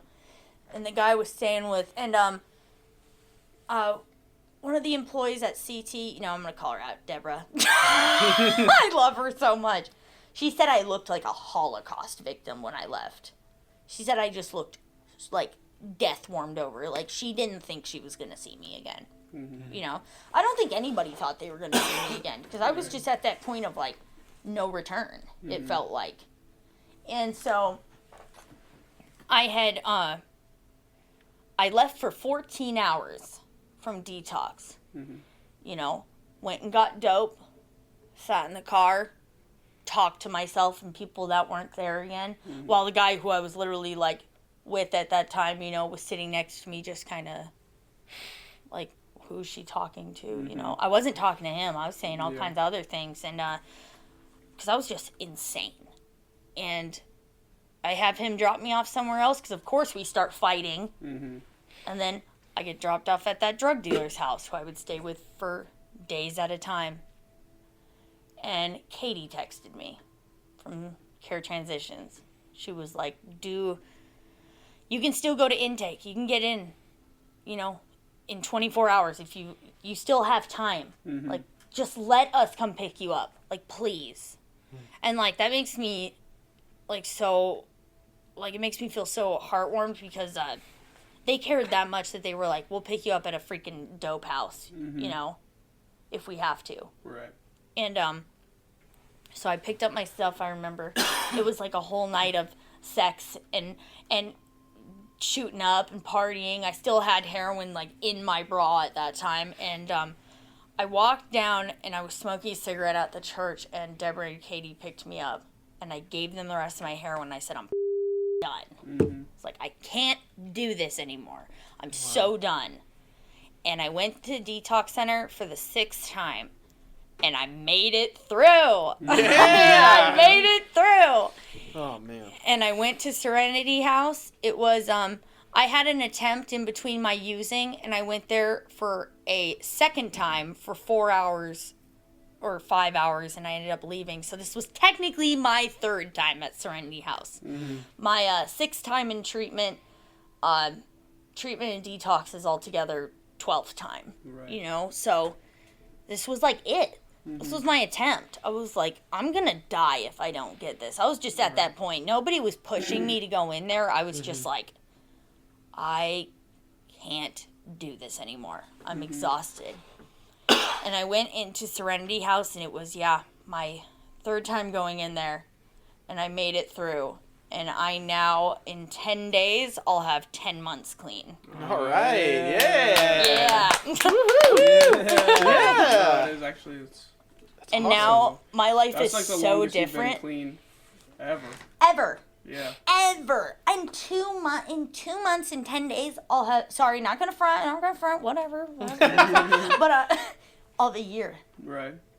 A year without taking any drugs or a drink of alcohol, like, what? You know, like, and now my life is so different. Like, I know that was, like, probably really gruesome. Like, there's a lot of, like, you know, crazy details in there, but, like, how my life is now, so I'm a PCA, I'm a personal care attendant, and I'm going to be working on getting into CNA work, hopefully in the future, going into the medical field or social services. Right. And I have, like, an actual vehicle now that I'm making payments on. I work full-time. I work 6 days a week. I come to outpatient groups here still. And I go to meetings on the regular. I work my anonymous program. I've done all the 12 steps. I sponsor women in recovery. I live with my client, actually. Her family has completely taken me in. Aww. They love me and know I'm in recovery and support me. And they gave me a home. And now I live in a home with them, with my client, and also her granddaughter. It has running water and functional yes. toilets. And yes. It has running water, electricity. I have my bed. Like, it's like... There's not 8 other people. Right. There's not 8 other people. I don't have to share a bed anymore. Most of the time when I was using, I was sharing a bed with somebody who I either didn't know or who I didn't want to be. you know? And I don't like saying it like that, you know, because I don't want to, like, hurt anyone's feelings, but, like, I was miserable, you know? When I was in treatment, one of the counselors was like, when was the last time you've been intimate with somebody and you actually wanted to? Mm-hmm. I couldn't answer it. I was like, I have no clue. Now I, like, have my morals and my standards and my beliefs back. I go to church every Sunday. I volunteer at, like, my church, which is just, like... Bizarre to if you. you look at my story and then you, like, see me as, like, working full-time and I go to church every Sunday, I talk to my family on the regular. My brother has his gender reveal... My younger brother has his gender reveal party on this Saturday. And I get to go to it. I get to be an aunt. I get to be an aunt to my older brother's 2 children, you know, because my nephew and me are, like, exactly 10 years apart. And it's just... I don't know. It's amazing. Like, I have nephew and niece, and I guess we'll find out on Saturday what my next one will be. And I get to be like a sibling today. I get to be a daughter, and I get to be a friend, and I'll get to be a companion to somebody someday, like an actual companion, you know? And I'm actually very lucky from my disease, like we talked about, you know, from my disease of addiction and alcoholism, that I didn't come out of this with HIV or like anything other, like, severely. I've beat hepatitis C twice. I contracted hepatitis C from intravenous use, and I beat it twice too. Like, God wants me here for a purpose. There's something bigger than me that I don't know what it is, but I'm really excited to find out. Right. So that's my story, y'all. I hope you enjoyed it. Yeah. What kept you coming back? I mean, you said you went through 6 times, but it's so crazy to hear how far you were in, like how much you just absolutely were struggling, but then you just kept coming back. Like, what was the thought process behind that? Everybody here at Serenity House and Care Transitions and Diamond Willow, I need to call out Diamond Willow because I love them, and I stayed there for 7 months, and that's the reason that my recovery is so strong to this day too, is that I went into a transitional living and I learned how to live. You know, I have money in my bank account that I haven't spent on dope either. Isn't that cool? Like, that's awesome. No, it's huge. Every day that I'm sober, like, it's just a blessing. And I kept coming back because they really care. Like, they actually care. And they'll show you it. Like, they tell me all the time, they've already planned my year. My year birthday, they're going to hang me up by my feet because they call me their trophy fish. Wow. They're incredible. Awesome. They just were so invested in me, and I started to become invested in myself. I always tell people that my bottom was when I knew I was going to die, but I didn't want to anymore. Right. Like, at that point, I was like, okay, I don't want to die anymore. Right. Like, and now, it just blows my mind how amazing life is now. It really is. Like, you can come from the trenches and the gutter and become a productive member of society. And you had, like, 1 job before this, or 2 jobs, or whatever, like... Yeah, I think, like 1, or 2, 2 jobs. I had a waitressing job, and I had the one at the Aspen. That was it. Yeah, and yet you're functioning today. You got the skills, and you've learned to, you know, find a place, basically, which seemed pretty hopeless, I'm sure. Especially just thinking about it, that must have been daunting, and, like... How am I going to get my life together? Like, it must have seemed so far-fetched that you were ever going to clean anything up in your life. And just, I'm assuming it was really overwhelming. But then they helped you take the little steps and maybe not see it quite as a mountain, but more as a journey of discovery, learning what it is to be in a life that you want to be in. Oh, yeah. Like, now I'm not trying to escape from my life, which is the biggest thing. Like, I think alcoholism and addiction...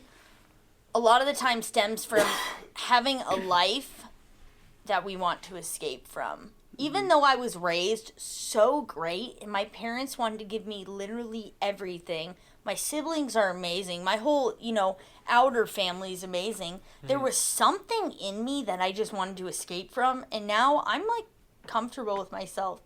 Every day, even when I was using, like, well, some of the days, I used to wear so much makeup that it would just, like, cake my face. And now, I, like, barely, there's most days that I don't wear it. Because I'm just like, whatever, you know, like, I'm comfortable with myself now.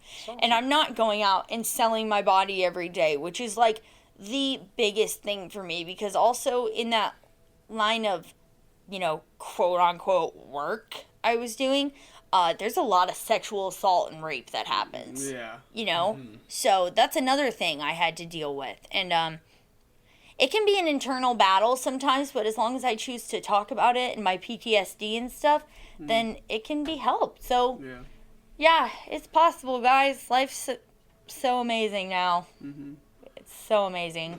So what would you, what would you, and this may be kind of a difficult question just to answer, even if you have a good answer, but, so like what, it's just, cause I was thinking about it, like how I would answer it, and like I couldn't think of that, you know, even if it be good or bad, and I couldn't really think about how I would answer it, so I kind of even have a hard time asking it, but it's worth being asked. I think it is, definitely. But to someone who does feel like it's just like so overwhelming and such a daunting task, I have two questions actually, so we'll go one at a time here.